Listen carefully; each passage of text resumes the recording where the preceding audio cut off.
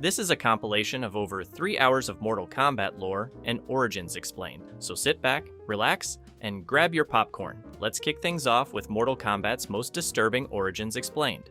Mortal Kombat has some of the most creative character designs in fighting game history, but underneath the cool moves and flashy fatalities, some of these characters have origins that are genuinely, deeply disturbing. Not just, oh, they're evil, disturbing. We're talking body horror, psychological torture, and existential nightmares that would make most horror franchises jealous. So today, I'm ranking the 10 most disturbing origins in the series, starting with number 10. Here's the thing about Shang Tsung. Most people on this list are victims. They got transformed against their will, corrupted by forces beyond their control, or straight up manufactured into monsters. Shang Tsung? He did this to himself. He was a skilled martial artist from Earthrealm, a human being with talent, potential, the whole package. And he looked at that life and said, no thanks. I'd rather eat people's souls forever. He voluntarily pursued dark magic, made deals with forces no sane person would shake hands with, and gained the ability to consume souls to extend his own life indefinitely. Cool. Great career pivot. But here's where it gets disturbing. The soul consumption isn't a bonus.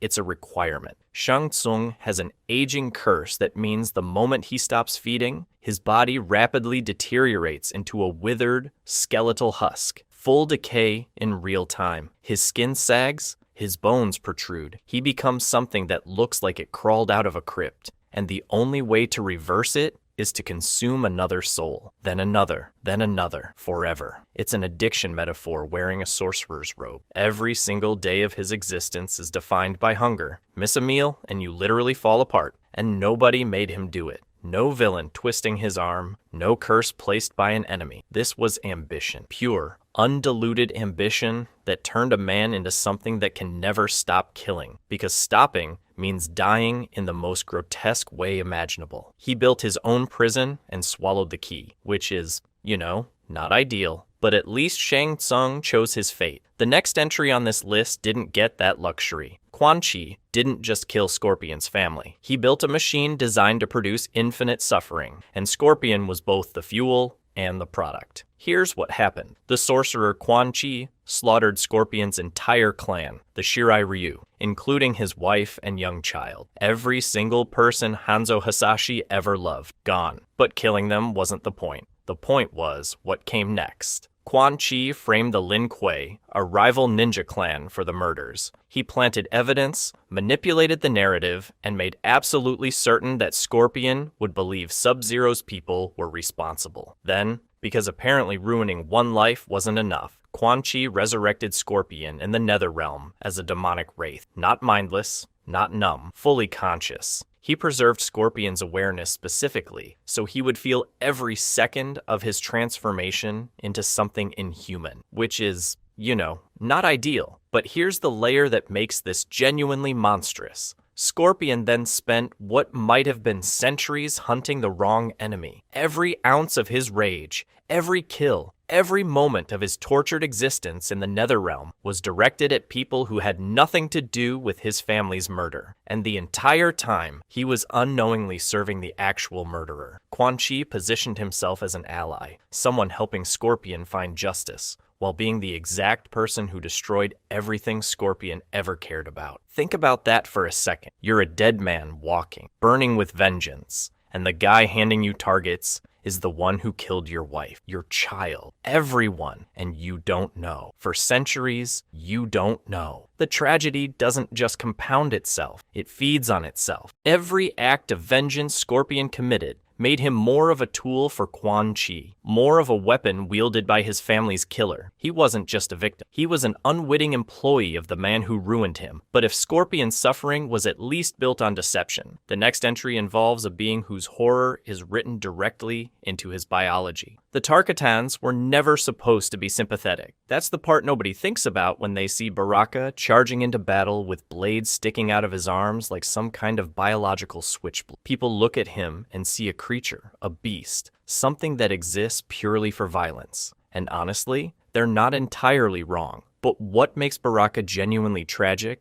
isn't that someone did this to him. It's that this is just what he is. The Tarkatans are a nomadic mutant species native to the wastelands of Outworld. In the original timeline, they simply evolved this way, brutal and bladed and savage by nature. In the MK1 reboot, it's even worse. Tarkatan mutation is a disease, an infection, something that spreads through a population and turns ordinary people into these razor-toothed, blade-armed creatures, whether they want it or not. Either way, there's no sorcerer to blame, no curse to break. This is just biology being as cruel as it gets. Here's where it gets genuinely unsettling. Those razor-sharp blades integrated directly into Baraka's forearms aren't grafted on. They're not weapons someone gave him. They're natural, part of his skeletal structure. His bones grew into retractable killing tools. His teeth pushed themselves into rows of jagged points. His musculature developed for violence and nothing else.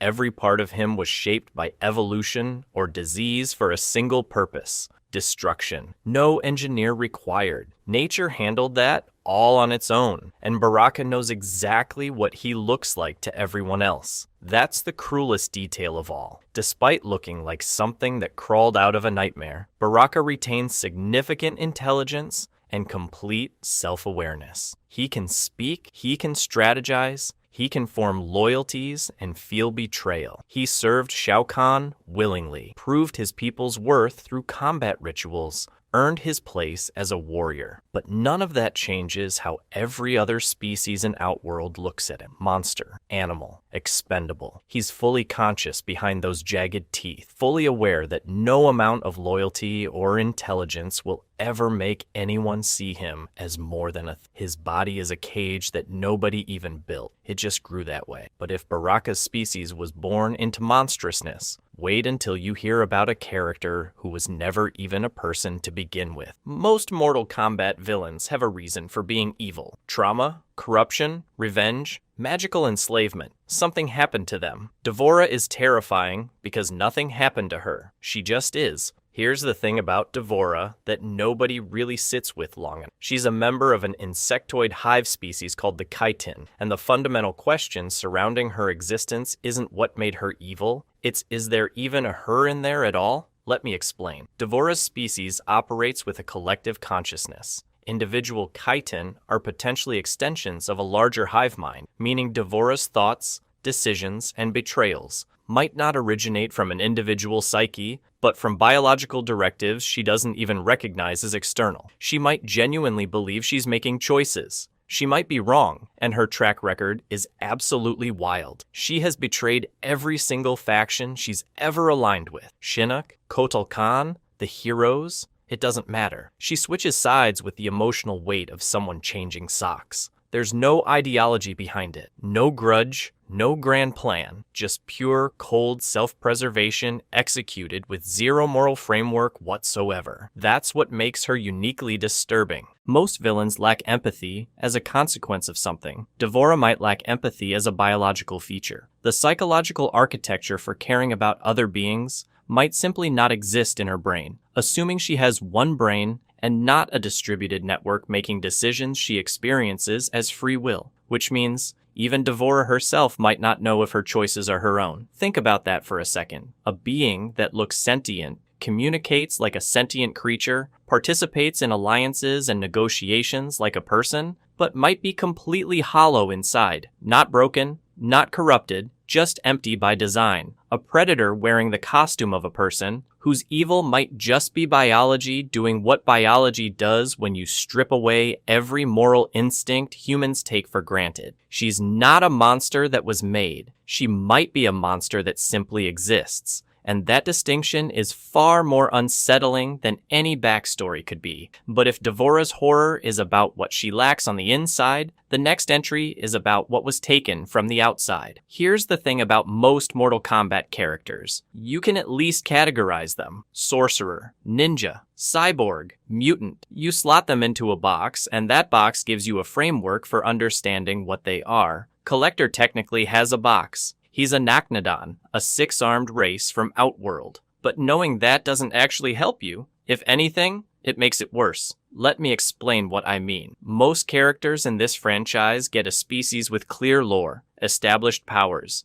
a cultural framework you can grasp. The Naknada get almost nothing beyond Collector himself. He's a six-armed creature covered in what appear to be additional mouths, or feeding orifices scattered across his body. Not decorative, functional. The implication being that he doesn't just kill people, he absorbs them, takes them into himself, which means his victims don't just die, they stop existing as discrete beings entirely. That's not murder, that's erasure, and his design isn't cool. That's the key distinction here. Baraka looks brutal and imposing. Devora looks alien and threatening. Collector looks like something you'd find growing in a drain. He's specifically engineered to make you uncomfortable on a visceral, skin-crawling level. Every aspect of his anatomy feels wrong in a way your brain can't quite articulate but absolutely registers. But here's where it gets weirder. Despite possessing these nightmarish biological capabilities, Collector exists in total servitude to Shao Kahn. He collects tribute, he runs errands. A creature that can apparently dissolve people into itself is fetching taxes like an interdimensional accountant, which raises an obvious question. What kind of dynamic produces that level of obedience? The Naknada were subjugated by Shao Kahn's empire, their entire race pressed into servitude. Collector didn't just accept this arrangement, he thrived in it, hoarded power within the system that enslaved his people. Either the compulsion runs so deep it's rewritten his identity entirely, or he's simply a monster who found a convenient structure to operate within. Nobody in the game really unpacks this. His species gets a name and a footnote, not an exploration. The thinness of the lore isn't lazy writing, it's the horror. You can't fully rationalize Collector because there's just enough information to sketch something terrible and not enough to make it feel safe. Every explanation you reach for is worse than the last. But if Collector's nature makes him disturbing, the next entry is horrifying precisely because we know exactly what happened. Here's a question nobody asks about Noob Saibot. Is he even alive? Not in the is he dead or undead sense that applies to half the roster. I mean, something worse. When Scorpion killed Baihan and Quan Chi resurrected him, he didn't just reanimate the corpse. He turned a human being into living shadow. Into darkness itself, the actual fundamental substance of what Bihan was made of changed. His matter became non-matter. His existence became absence. And somehow, whatever's left is still conscious. That's the part that breaks your brain. Noob Saibot retains fragments of memory from his life as Bihan. He remembers being human. But here's the thing. Those memories might not belong to him. They might belong to a dead man whose essence was consumed to fuel something entirely new. Something that incorrectly believes it used to be a person. Think about that. Noob Saibot walks around with Bihan's memories, Bihan's grudges, Bihan's sense of self. But if the resurrection destroyed the original consciousness and replaced it with a shadow entity that simply inherited those memories, then Bihan didn't survive. He was annihilated. And the thing wearing his memories doesn't know it's not him, which is, not ideal. But here's where it gets genuinely devastating. In Mortal Kombat 11, Noob's dialogue reveals he has zero interest in redemption. He embraces what he's become, claims the shadows freed him, but his mirror match interactions hint at something uglier beneath the bravado, a version of him confronting itself. The cracks show. He's aware enough to posture. He's conscious enough to build an identity around the horror. He knows what he is, and he's decided to call it power rather than admit its torment. And even that coping mechanism falls apart. Because if the original Bihan is truly gone, then the thing calling itself Noob Saibot is performing confidence about a transformation that happened to someone else. You can't embrace what destroyed you if you're just the aftermath pretending to be the survivor. So Noob Saibot is trapped, possibly not even the person he thinks he is, either in denial or genuinely hollowed out. And his entire identity, the edgelord shadow assassin routine, might just be a dead man's memories playing dress up in the void. But if you think being erased from existence while remaining conscious sounds bad, wait until you hear what the Lin Kuei did to one of their own members with nothing but surgical tools and circuit boards. This one isn't loud, it isn't chaotic, there's no dark sorcery, no demonic realm, no cosmic evil. It's clinical, it's precise. And that's exactly what makes it so much worse than almost everything else on this list. Cyrax was a Lin Kuei warrior subjected to the clan's automation initiative, a program designed to convert human ninjas into cybernetic killing machines. And when I say convert, I mean they systematically dismantled his biological body piece by piece and replaced every organic component with machinery. His muscles, his organs, his nervous system, all removed through careful, deliberate surgical procedure. Someone had to map out which parts to remove first. Someone had to decide the order of operations. Here's where it gets genuinely nightmarish. His consciousness appears to have been preserved throughout the entire process. Not suppressed, not sedated, preserved, meaning Cyrax potentially felt every single component being removed and replaced while remaining fully aware. Imagine being awake on an operating table while someone methodically replaces your body with metal. Your legs are gone, then your arms, then your chest cavity is opened, and your organs are pulled out one by one, each replaced with something cold and mechanical. And through all of it, you're conscious. You know exactly what's being taken from you. But here's the philosophical gut punch that elevates Cyrax from tragic backstory to genuine existential horror. Did his consciousness actually survive, or was the original Cyrax destroyed during the conversion? His awareness snuffed out the moment his brain was interfaced with machinery, and what woke up on the other side was merely a program, an artificial reproduction of his consciousness that inherited his memories, his personality, his desperate desire to become human again, but isn't actually him in any meaningful sense. Cyrax wants to be restored. He fights for his humanity. He rejects his mechanical form. But what if the human Cyrax already died on that table? What if the thing seeking restoration is software that doesn't know it's software? A program running on grief and longing that belong to a dead man, pursuing a goal it can never achieve because the person it's trying to become no longer exists. He can't know. That's the horror. He literally cannot determine whether he's a man trapped in a machine or a machine that thinks it's a man. And neither answer provides comfort. If he's real, he's a prisoner. If he's not, he's a ghost story his own hardware tells itself to cope. Not exactly a fun time, but if you think one man's identity crisis is disturbing, wait until you hear about a being made from thousands of screaming souls crammed into a single body. Every time Ermac moves, speaks, or takes a single breath, thousands of people are being forced to participate. That's not hyperbole. Ermac was created by forcibly merging the consciousnesses of thousands, potentially millions, of dead warriors into a single body. Not their power, not their memories as some vague data transfer, their actual consciousnesses. Complete people with their own identities, their own sense of self, their own awareness, all crammed into one form and forced to exist together for eternity. Let me put that in perspective. Imagine being dead, whatever that means for you. Peace, nothingness, some kind of afterlife. Now imagine being ripped out of that and shoved into a body with 1,000 other screaming minds. All of you fighting for control, none of you able to leave. That's Tuesday for Ermac. Here's where it gets genuinely unsettling. Throughout his appearances in the franchise, Ermac shifts between referring to himself as we and I. Most people write this off as a quirky character trait. It's not. Those shifts represent different fragments of consciousness asserting dominance at different times. One moment, a collective speaks. The next, a single trapped soul claws its way to the surface just long enough to say I before being dragged back under by the weight of thousands of others. His very sense of self is unstable, moment to moment, because he doesn't have a self. He has thousands of selves,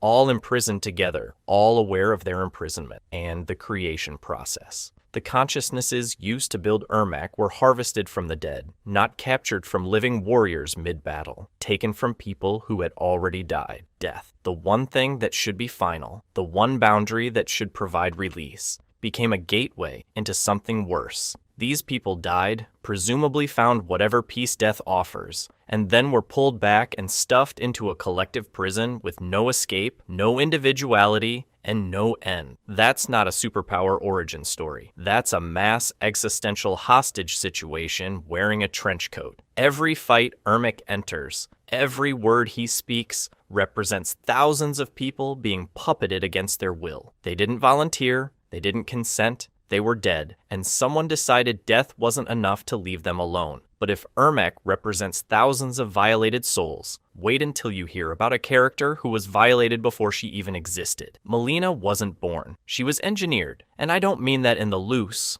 metaphorical sense. I mean every single aspect of her existence, from her DNA to her emotional responses to her psychological dependencies, was deliberately designed to produce a controllable weapon wearing a person's face. Here's what happened. Shao Kahn needed a replacement for Kitana, someone with her combat abilities, but without that pesky tendency toward independent thought. So he ordered Shang Tsung to create one. In his flesh pits, Shang Tsung cloned Kitana. Simple enough. But then he did something deliberate and cruel. He contaminated the clone with Tarkatan DNA, not by accident, not as a side effect. As a feature, he grafted bestial, predatory aggression directly into her genetic code because Shao Kahn wanted a weapon that looked like a princess but fought like an animal, and that's just the body. The mind got worse treatment. Shao Kahn kept Mileena in a state of permanent identity confusion, letting her believe she was a copy of Kitana, a lesser version of someone else. This fostered exactly what you'd expect: resentment,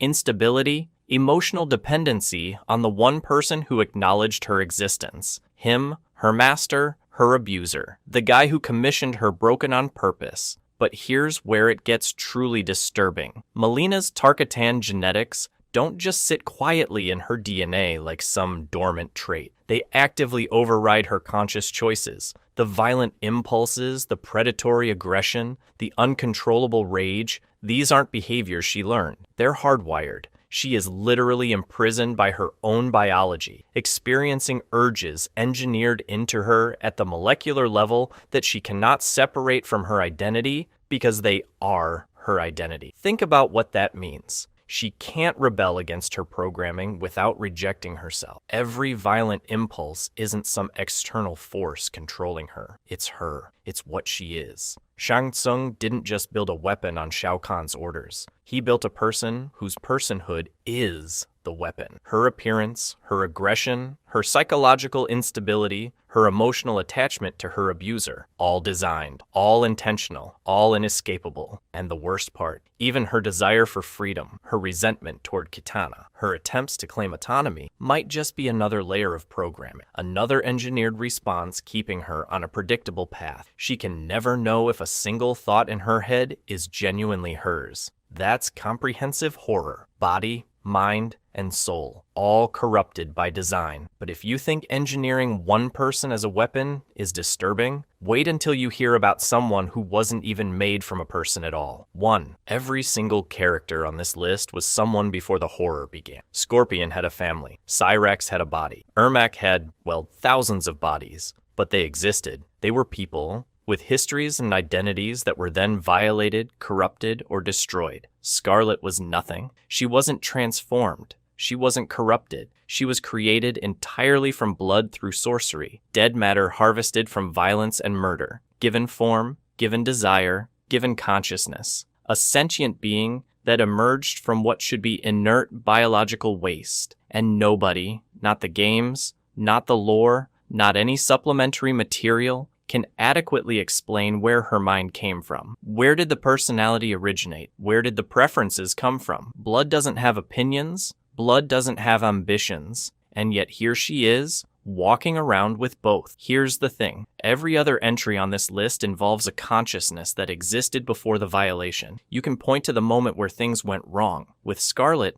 there is no before. There's just blood on a sorcerer's floor, and then suddenly there's a person standing there. A person who wants to kill, not a person who was taught to kill, not someone who was broken down and rebuilt into a weapon. Just instant murderous intent from the first second of existence. Because that's the other part. She wasn't just created from violence. She was created for violence. Murderous, predatory impulses aren't something that happened to Scarlet. They're woven into whatever passes for her DNA. She craves blood the way humans crave oxygen. It sustains her, empowers her, and drives every decision she makes. Violence isn't her trauma, it's her substance. The material of death and killing, given a body, and told to go have fun. And here's where it gets genuinely dark. Every other character on this list, at some point, recognizes what was done to them. Scorpion learns the truth about Quan Chi. Cyrax rejects his mechanical body. Melina resents her engineered nature. They can look at their situation and say, this is wrong. This was done to me. That recognition, however painful, is a form of agency. It means something inside them still exists that's separate from the violation. Scarlet might not even have that. She was so thoroughly engineered to embrace her role as a weapon that she may never have developed the internal framework to recognize she's being exploited. You can't miss freedom you never conceptualized. You can't resent your purpose if purpose is the only thing you've ever known. She is, potentially, the only character on this entire list who cannot even comprehend her own victimhood. The cage is invisible because the cage is her. Everyone else was violated. At least they know it. Scarlet might be too perfectly made to ever understand what she is. Every single Mortal Kombat character you know was stolen, borrowed, or accidentally created from something else. Scorpion's iconic spear move came from a rejected cowboy lasso. Johnny Cage is literally just Jean-Claude Van Damme with a different name. Shang Tsung walked straight out of a 1986 John Carpenter film. That's why today, I'm breaking down the real-world inspirations behind every major Mortal Kombat character and where they actually came from. Starting with the undead ninja who was born from a football game, Scorpion. Scorpion is supposed to be Mortal Kombat's most iconic ninja with a carefully crafted backstory, and after 3 decades of franchise history, we know the character was basically invented by accident. The official story sounds deliberate enough. Co-creator John Tobias discovered a 1984 book called China's Ninja Connection by Li Xing that claimed Chinese assassins called the Lin Kuei inspired Japanese ninjas. Tobias used this to create the Shirai Ryu versus Lin Kuei rivalry that defines Scorpion and Sub-Zero. The yellow costume was chosen to represent fire opposing Sub-Zero's ice. The character was designed as a vengeful specter from Japanese folklore, an Onryo driven by rage to exact revenge on those who wronged him. The name Hanzo Hasashi references the legendary samurai ninja Hattori Hanzo from feudal Japan. Classic ninja revenge story with deep cultural roots. But then you look at how Scorpion was actually created. The yellow costume wasn't a fire symbol. It was a palette swap because Mortal Kombat 1 only had 8 megabytes of graphics data, and the team needed to save money by reusing the same character model. Developer Ed Boon admitted they changed colors to create 2 characters from the same memory. The actual filming costume was red, purchased from a Chicago costume shop, then recolored digitally. The signature spear move has an even stranger origin. Ed Boon originally wanted Scorpion to throw a cowboy lasso. Actor Daniel Pesina refused, reportedly saying, "I'm not doing any Wonder Woman." Pesina introduced the Chinese rope dart instead, a weapon that has zero connection to Japanese ninjas. The kunai blade aesthetic was added later to make it look more ninja-like. And here's the part nobody talks about. The name Hanzo Hasashi didn't exist in 1992 when Scorpion debuted. That backstory wasn't created until Mortal Kombat Mythology, Sub-Zero in 1997, 5 years after players first selected him. The entire Shirai Ryu clan, the family massacre, the Quan Chi manipulation, all of it was retrofitted onto a character who originally had no story beyond angry at Sub-Zero. The iconic "get over here" catchphrase that defined the character came from Ed Boon, working on a football video game called High Impact Football, where players yelled stupid taunts. Boon thought it would be funny to have Scorpion yell something while throwing the spear. That's it. No deeper meaning. Just leftover inspiration from a completely different game. This single character became the face of Mortal Kombat based entirely on improvisation and technical limitations. But if Scorpion's accidental origins seem shocking, wait until you learn about the character who was literally designed to be someone else entirely. Johnny Cage. Johnny Cage wasn't inspired by Jean-Claude Van Damme. And that statement is technically true, despite looking like the most obvious lie in gaming history. The official version sounds simple enough. Mortal Kombat co-creators Ed Boon and John Tobias wanted to make a fighting game starring Van Damme after his success in Bloodsport, 1988, and Universal Soldier, 1991. They called Van Damme's people to pitch the idea. The deal fell through because Van Damme wanted actual money while Midway offered a percentage. So they created Johnny Cage, a cocky Hollywood martial arts actor with sunglasses and a name tattooed on his chest. The character's appearance in MK1 was directly lifted from Van Damme's Bloodsport look. The famous nut punch fatality came straight from Van Damme's signature splits punch. Cage even wears the same style pants. Van Damme finally appeared as an official Johnny Cage skin in Mortal Kombat 1, completing the 30-year circle. But then Daniel Pesina, the martial artist who actually portrayed Johnny Cage, contradicts all of this. According to Pesina in multiple interviews, Johnny Cage was originally modeled after Danny Rand, also known as Marvel Comics' Iron Fist, not Van Damme. Pesina explicitly states that John Tobias designed the character as Danny Rand before filming began.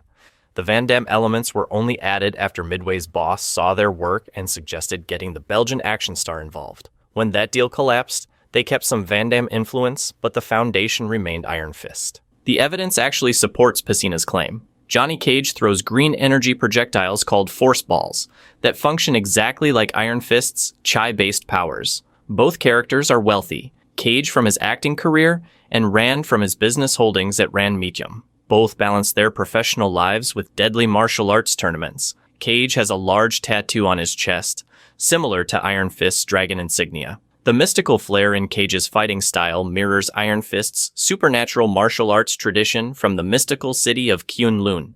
Here's what nobody reconciles. Mortal Kombat was pitched to Midway as Van Damme, the arcade game, in 1991. But Pesina filmed Johnny Cage for 3 days before the Van Damme deal was even proposed to Midway's owner. The character already existed with green energy powers and the name Johnny Cage before Van Damme's involvement was discussed. The timeline proves Pesina correct. The Bloodsport connection runs deeper than visual appearance. The entire Mortal Kombat concept mirrors Bloodsport's underground kumite tournament. Frank Dux, Van Damme's character, enters an illegal full-contact fighting competition. Liu Kang does the same thing. The Test Your Might bonus stage copies the brick-breaking demonstrations from Bloodsport. Even the digitized actor technology was chosen specifically because it could capture Van Damme-style martial arts performances. This makes Johnny Cage the only fighting game character built from 3 separate inspirations simultaneously. The visual design and some moves are pure Bloodsport. The powers and wealthy background are Danny Rand. The cocky Hollywood personality is a parody of 1980s action heroes in general. But if one character born from legal rejection seems messy, wait until you learn about the villain who walked directly out of a completely different franchise, Shang Tsung. Shang Tsung is Mortal Kombat's soul-stealing sorcerer who hosts the deadly tournament, and his entire character design walked straight out of a 1986 John Carpenter film that bombed at the box office. John Tobias openly confirmed the inspiration. In a 2011 Twitter post, he acknowledged his early character sketch showed real obvious influence from Big Trouble in Little China's Lo Pan. A 2020 interview elaborated that the film had a superficial influence on Shang Tsung. The original MK1 appearance featured an elderly floating sorcerer in elaborate Chinese robes who manipulated warriors for his master's purposes. David Lo Pan, played by James Hong in Big Trouble in Little China, was a 2,000-year-old sorcerer cursed to exist without flesh, transforming between a decrepit wheelchair-bound old man and a powerful young warrior. He commanded supernatural servants, wore traditional Chinese garments projecting sinister regality, and orchestrated elaborate ceremonies to break his curse. Shang Tsung followed the exact same template, but then you look at how the character was actually created. Ho Sung-pak played both Liu Kang and the elderly Shang Tsung in MK1 because the original actor Eric Kincaid wasn't available for reshoots. The same person portrayed hero and villain using John Tobias's personal Hi-8 camcorder. The elderly appearance lasted exactly 1 game before MK2 aged him down to approximately 19 years old when the story explained Shao Kahn restored his youth. The signature shape-shifting ability that defines Shang Tsung came from pure accident. According to documented development history, the morphing power existed because arcade machines had no memory left for his character sprites. Since other fighters were already loaded, letting him transform into them required 0 additional storage. Technical limitation became franchise-defining ability. The soul-stealing curse was retrofitted in the 1992 Midway comic, revealing he was cursed by the gods for failing to appease them after winning the first tournament 500 years prior. This mechanic directly parallels documented Chinese folklore about sorcerers stealing souls to extend their lives. Historian Philip Kuhn's research on the 1768 Qing dynasty sorcery documented genuine beliefs that practitioners could drain souls for power and longevity. Here's the part that completes the circle. Kari Hiroyuki Tagawa became the definitive Shang Tsung through the 1995 film, an MK11's Recreation. Tagawa had an uncredited role in Big Trouble in Little China as a Wing Kong member serving Lopan. The actor who became gaming's iconic sorcerer literally appeared in the film that inspired the character 30 years before he portrayed him. Ed Boon also voiced the original Shang Tsung in MK1, along with Liu Kang, Kano, Johnny Cage, and the announcer. Every word Shang Tsung spoke came from one of Mortal Kombat's creators. But if creating a villain from a cult film seems deliberate, wait until you learn about the character whose name came from watching Arnold Schwarzenegger choke a hockey player. Sub-Zero. Sub-Zero wasn't inspired by martial arts cinema or Asian mythology, and that's strange considering he's the other half of Mortal Kombat's most iconic ninja rivalry. The character started the same way as Scorpion. John Tobias created a mysterious figure called simply Ninja for a canceled Midway project, drawing from the same Li Jing book that claimed Chinese Lin Kuei assassins inspired Japanese ninjas. When technical limitations forced palette swaps for MK1, Tobias split the ninja concept into two opposing characters, one Chinese and one Japanese, to embody the supposed historical rivalry. Sub-Zero was originally named Tundra. He would wear blue to represent ice against Scorpion's yellow fire. The Lin Kuei backstory, the sliding kick, the ice blast projectile, all came from Tobias's original vision. But then a member of the design team watched The Running Man, 1987. The film starred Arnold Schwarzenegger as Ben Richards, a wrongly convicted man forced to compete in a deadly televised game show where professional killers called stalkers hunted contestants. One stalker was named Sub-Zero, played by Professor Toru Tanaka, a hockey-themed assassin who wore goalie pads, skated on ice, fired explosive pucks, and swung a bladed hockey stick. After strangling him with barbed wire, Schwarzenegger delivered the iconic line, "Here's Sub-Zero, now Plane Zero." The design team member suggested naming Mortal Kombat's Ice Ninja after this character, not because of any thematic connection or similar powers, but simply because the name sounded cool. The Running Man Sub-Zero had zero cryomancy abilities and zero connection to Chinese assassin clans. He was just a hockey goon with a memorable name that happened to involve cold. Here's what makes this stranger. The Running Man was released in 1987, 5 years before MK1. The film bombed at the box office despite Schwarzenegger's star power. Sub-Zero the Stalker was one of the least memorable villains in the movie, ranking below Dynamo, an opera-singing electric suit guy, Fireball, Jim Brown with a flamethrower, and Buzzsaw, chainsaw on motorcycle. Multiple reviews called him lame and criticized his dated hockey pad costume. He existed for maybe 7 minutes of screen time before Arnold killed him. This throwaway character from a forgotten Schwarzenegger film became the namesake for one of gaming's most recognizable fighters. Not Sub-Zero, the Cryomancer descended from ancient Edenian warriors. Not Sub-Zero, the Lin Kuei Grandmaster who rebuilt his clan into honorable warriors. Sub-Zero, the guy in hockey pads who got choked out in a dystopian game show. The powers themselves came from Tobias wanting elemental opposition, fire versus ice. The spine rip fatality that made Sub-Zero infamous was borrowed directly from Predator, 1987, where the alien hunter tears out a human skull with a spine attached. Ed Boon admitted it was his favorite fatality from MK1 and the most controversial, so violent that Nintendo forced the SNES port to replace it with the freeze and shatter move that became Sub-Zero's signature. Daniel Pacina portrayed the original Sub-Zero, wearing the same red costume digitally recolored blue.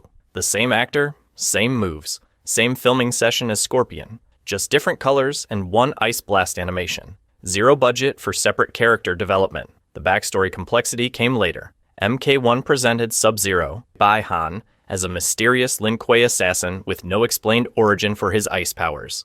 Mortal Kombat Mythologies. Sub-Zero, 1997, revealed his real name 5 years after his debut. Mortal Kombat Deadly Alliance, 2002, introduced the Cryomancers, an ancient Edenian race with natural ice manipulation abilities, explaining that Sub-Zero descended from these interdimensional beings who fled to Earthrealm and interbred with humans. The Dragon Medallion, the scar from Kung Lao, the defection from the Lin Kuei, the unmasked appearance critics compared to Batman, all retrofitted onto a character named after a forgettable movie villain.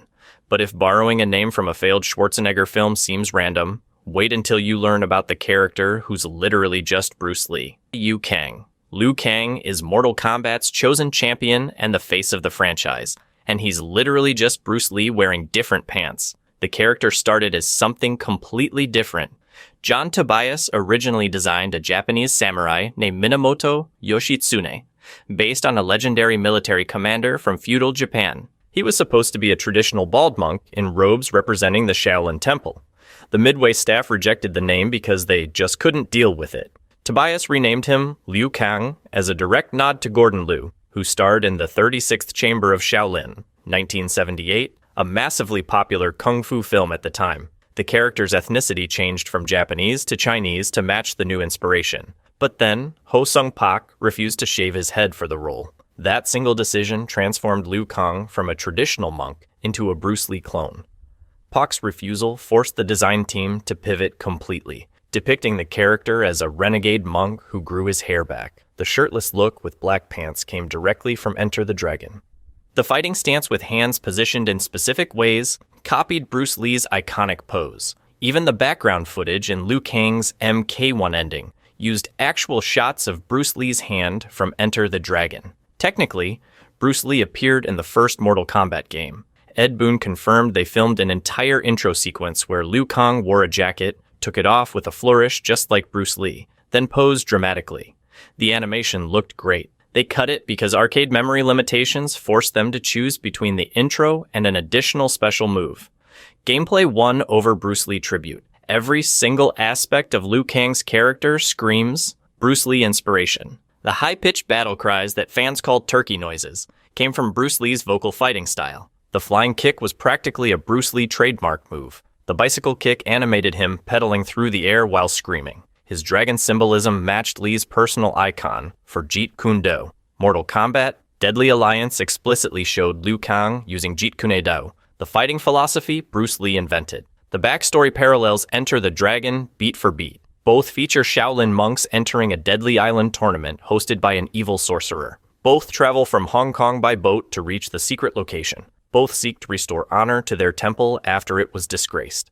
Strategy guides from the 1990s literally named Liu Kang's dragon transformation fatality Enter the Dragon in tribute.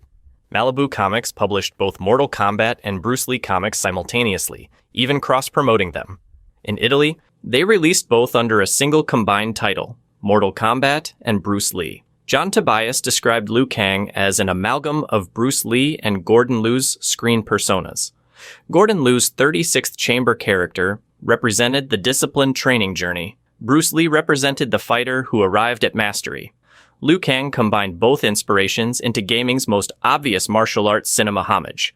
The character, who was supposed to be a bald Japanese samurai named Yoshitsune, became a shirtless Chinese martial artist who screams like Bruce Lee because one actor wouldn't shave his head. But if copying Bruce Lee seems obvious, wait until you learn about the Thunder God who borrowed his entire look from a single henchman in a John Carpenter film, Raiden. Raiden is Mortal Kombat's Thunder God and protector of Earthrealm, and his entire visual design came from a nameless henchman, with 7 minutes of screen time in Big Trouble in Little China. John Tobias confirmed the inspiration himself on Twitter. The seed for Raiden started when he discovered Raijin, the Japanese thunder deity, at Chicago's Field Museum in the early 1990s.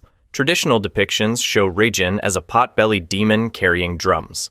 Tobias and Ed Boon rejected that aesthetic entirely, wanting a lightning-throwing warrior instead.